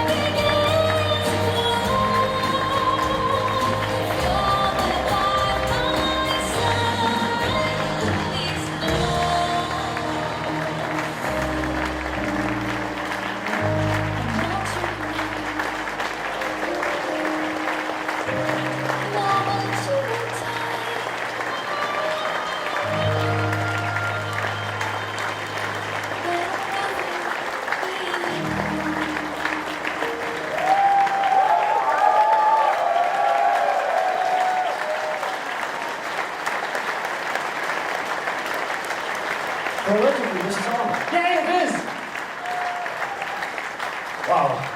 We survived another one. What shall I say? The end. Wow. There we go, now the fun starts. Now I can finally enjoy my con. How much time do we have? Oh yes, we had the rolling credits, but that just doesn't do it justice. So I'll try to keep it a little bit shorter than I usually do, but I'm still going to introduce my team to you because with these guys you can fly to the moon.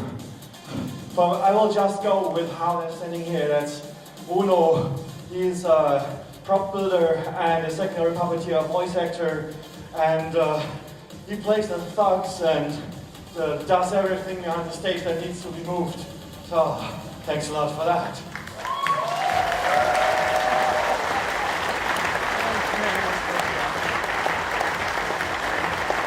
Next up is Cheyenne, who played also one of the thugs, and Bailey's hands, yes, of course. See, I always watch this from your perspective, so.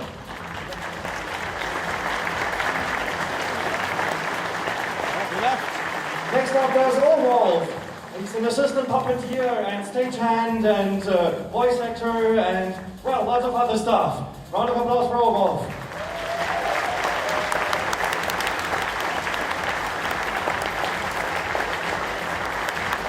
Next up, there's CJ. He's a supporting puppeteer and responsible for special effects.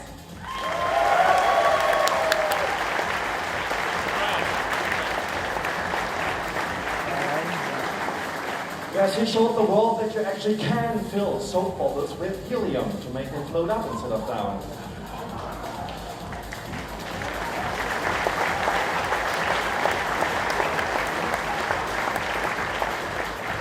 Then there's Kieran. He is well, I don't dare say properly, he's a machine builder. He builds contraptions that fall and where things slide down and up and trash cans topple over and stuff like that. So, this is Kieran. He's like, I think, a carpenter? I don't know. How's that even called? I don't know. And he's also a supporting puppeteer, like almost everyone. So then, Professor George Bailey, played by Leonard.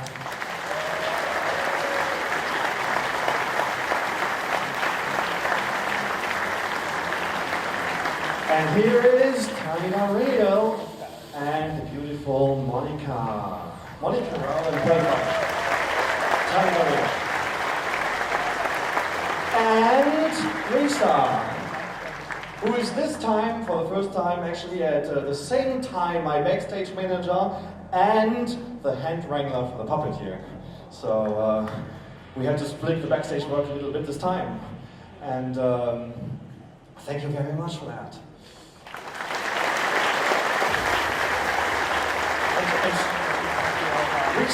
Lisa is the person who makes sure everything goes well backstage. She's the one that makes sure, together with this guy here, I can't split it up. So these two people here together. This is Tikibo, by the way, my second backstage manager.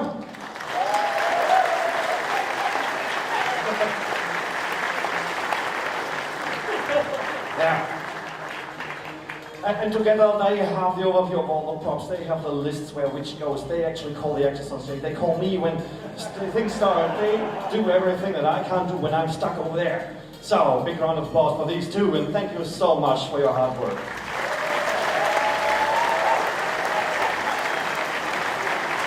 Next up, there's Mendra. Mendra does many things. The most important thing that he does, that he is responsible for both our telephone intercom system, he's responsible for all the video monitoring behind the stage, and he also did a lot of prop work and electronics work for us. So, thank you very much, Mendra.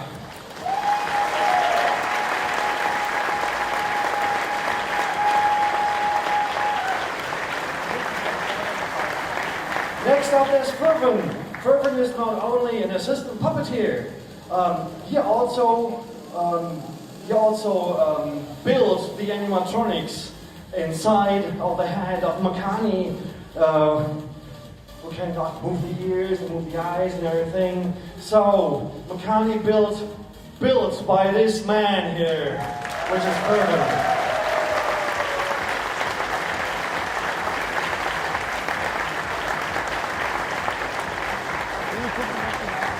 So next up, this is Tiger's Eye, and he's cuddling with Ice Fox here.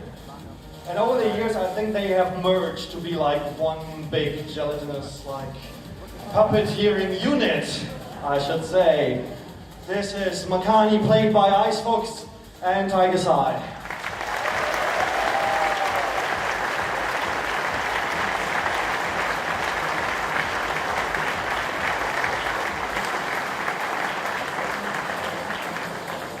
All right, hiding behind these two is Pan, and Pan is playing Savannah together with Leon.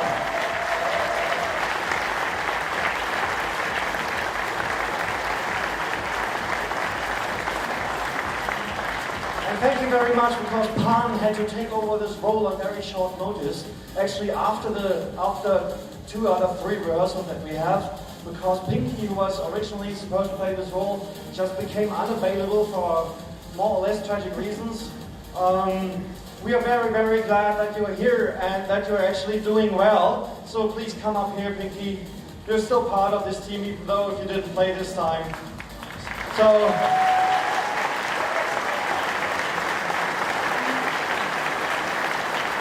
still, thank you so much. And thanks again to Pan for just taking it over and playing it like she always did. Next up is KJ.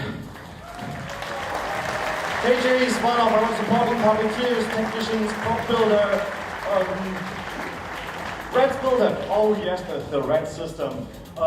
He and Zephyr together built a system that allows us to remotely trigger audio effects. The biggest problem we have is we have action sequences going here. I have to guess when the cue lines are, because I'm triggering all the sound effects from back there. And sometimes, especially if people are like staging a shootout, it's a little bit hard to predict what they're going to do. So these guys actually took out their soldering irons and they built a wireless system that allows everyone to carry a little remote that can actually trigger sound effects on my computer back there. And well, this is so amazing, and it makes the action sequences so much easier to play, so thank you very much. It's awesome.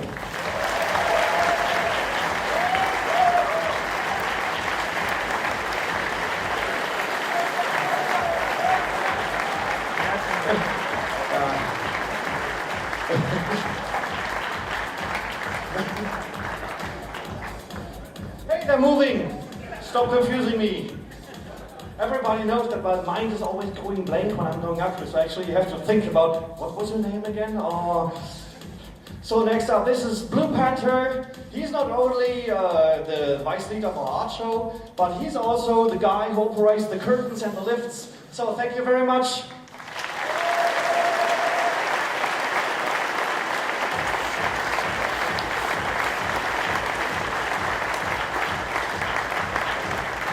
Next up, there's Tio.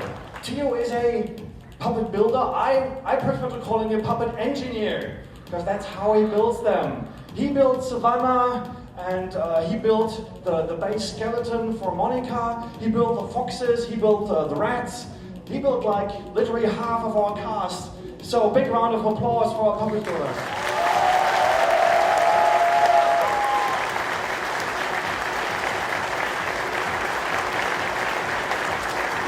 And while we are at puppet builders, I think this is the perfect opportunity to get you on stage here. Yes? Come up, Lance. This is Lance Ikigawa, a very, very talented puppet builder and pursuit maker. He also helped me. He built Dr. George Bailey over there. He also built a lot of the other puppets that we've been using since last year. He's also been very, very helpful in helping with the script and references for Hawaii, and to help turn my gibberish that I write into proper English. Thank you so much, Lance. Yeah.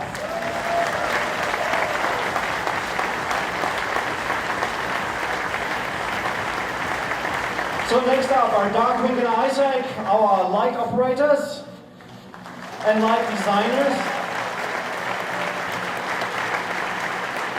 And Sanamo, who belongs in that team over there. So he's the light team.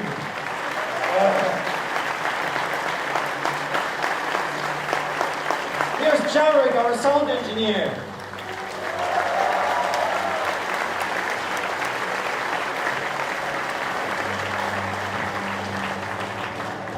No, I'm not going to say it. But still, this is the man who wrote all the music for this show. The opening credits, the closing credits, all the underscore, and all the scenes, and even the music in the intermission sequences in between the scenes. It's all done by this man, Mr. Foxamoor.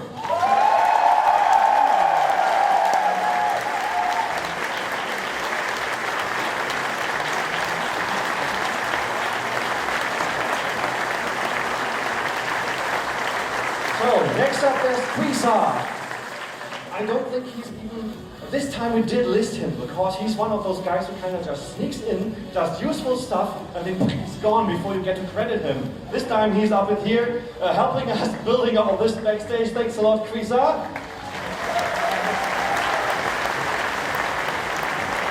And there's more people here. Where's Henrique? Henrique, come on. And Kapoor, yes, come on stage, you two.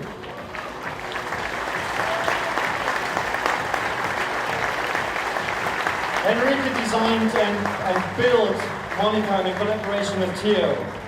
Big round of applause. She also, Henrique and Kapoor both helped us out with building the puppets. They did a lot of character sketches and concept sketches for us, so they're also very, very awesome artists. And I could probably go through the entire list of scrolling credits that you saw earlier. It'll probably take another hour, and I'm pretty sure you still want to have a party in this room. So, one thing I always wanted to do, that I am going to do, and even if it takes 5 minutes, is I have a little, 3 little frequently asked questions that everybody keeps asking me. The first thing is, oh, Gina, I couldn't see heads. Why could I see the heads of the puppeteers all the time? That sucks. Well, the thing is, if you look at this, puppeteers come in different sizes. There's actually not a standard for this. So, what we try is put this rail at a height that's about in the middle of the average height for puppeteers. So eventually, one or the other is going to stick out. Just don't look at them. You know that they are there. And it's of course also a matter of perspective. You know, if you're sitting in the front row, you're not going to see them. If you're sitting there where I am, you'll see all of it. The next thing is, why the heck does it take so long to set up the scenes? Because I must admit, this time we had some scene breaks that were just scratching the 8 minutes, which is, for you guys, I am afraid, a little bit painful. But if you look at a scene set up like this, in a complicated scene like the bar scene, it consists of, I would say, roughly 30 individual parts. And this is not a theater stage, this is a hotel stage. You're supposed to hold conferences on this. So a real theater stage has ginormous amounts of space going all the way there and up there. And they have 20 lifts that you can put backdrops on, that you can electronically push up and down. We have one. That means we will actually, when the curtain closes, everyone's rushing into the backstage room, starting to go through the props and the backdrops. They need to be individually carried up the stairs here, put up onto the holders that actually be lifted up. Then the second plate props need to be mounted, which can be 2 or 3 stuff. If they have things that light up, someone needs to put them in. And just talking about it takes ages. And you can imagine how much work it is to actually put this there in 5 minutes.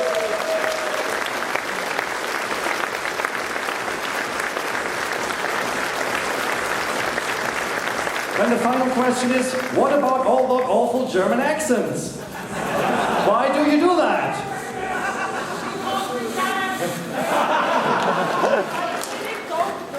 No, we find it sexy. That's why we do it.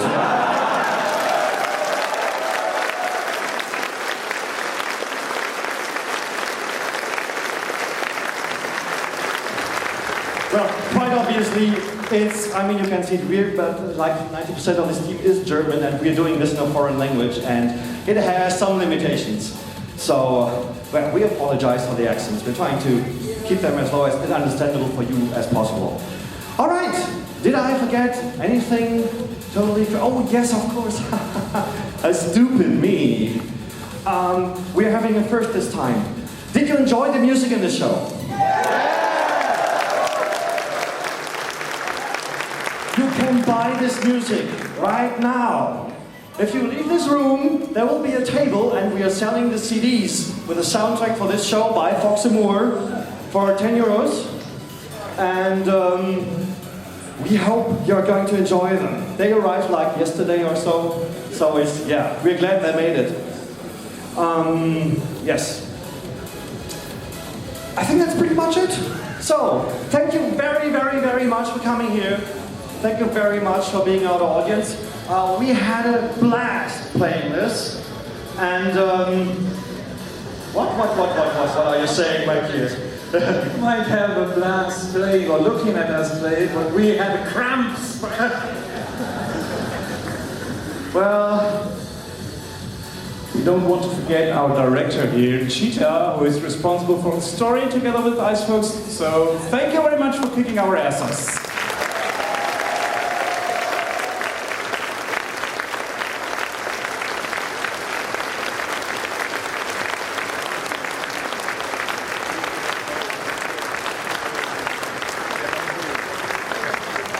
And you will get an orange juice.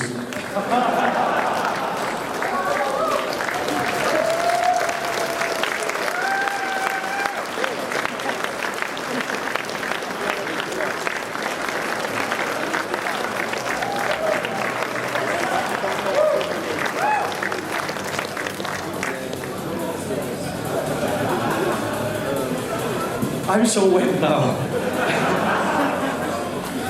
And I did have notes. The Eurofurence Con-Ops department kindly asked me to read this. If you're leaving, we really want to set up this room for the dance afterwards as fast as we can. So please, before you leave, take your chair and put it up against one of the window side walls. And if you're stacking them, please do not stack them higher than 12. Because otherwise the people who have to carry them away are going to be like buried under them. Again, thank you very much. Enjoy the rest of the evening. Enjoy the rest of the con. It's not over yet. Have a good night. Bye-bye.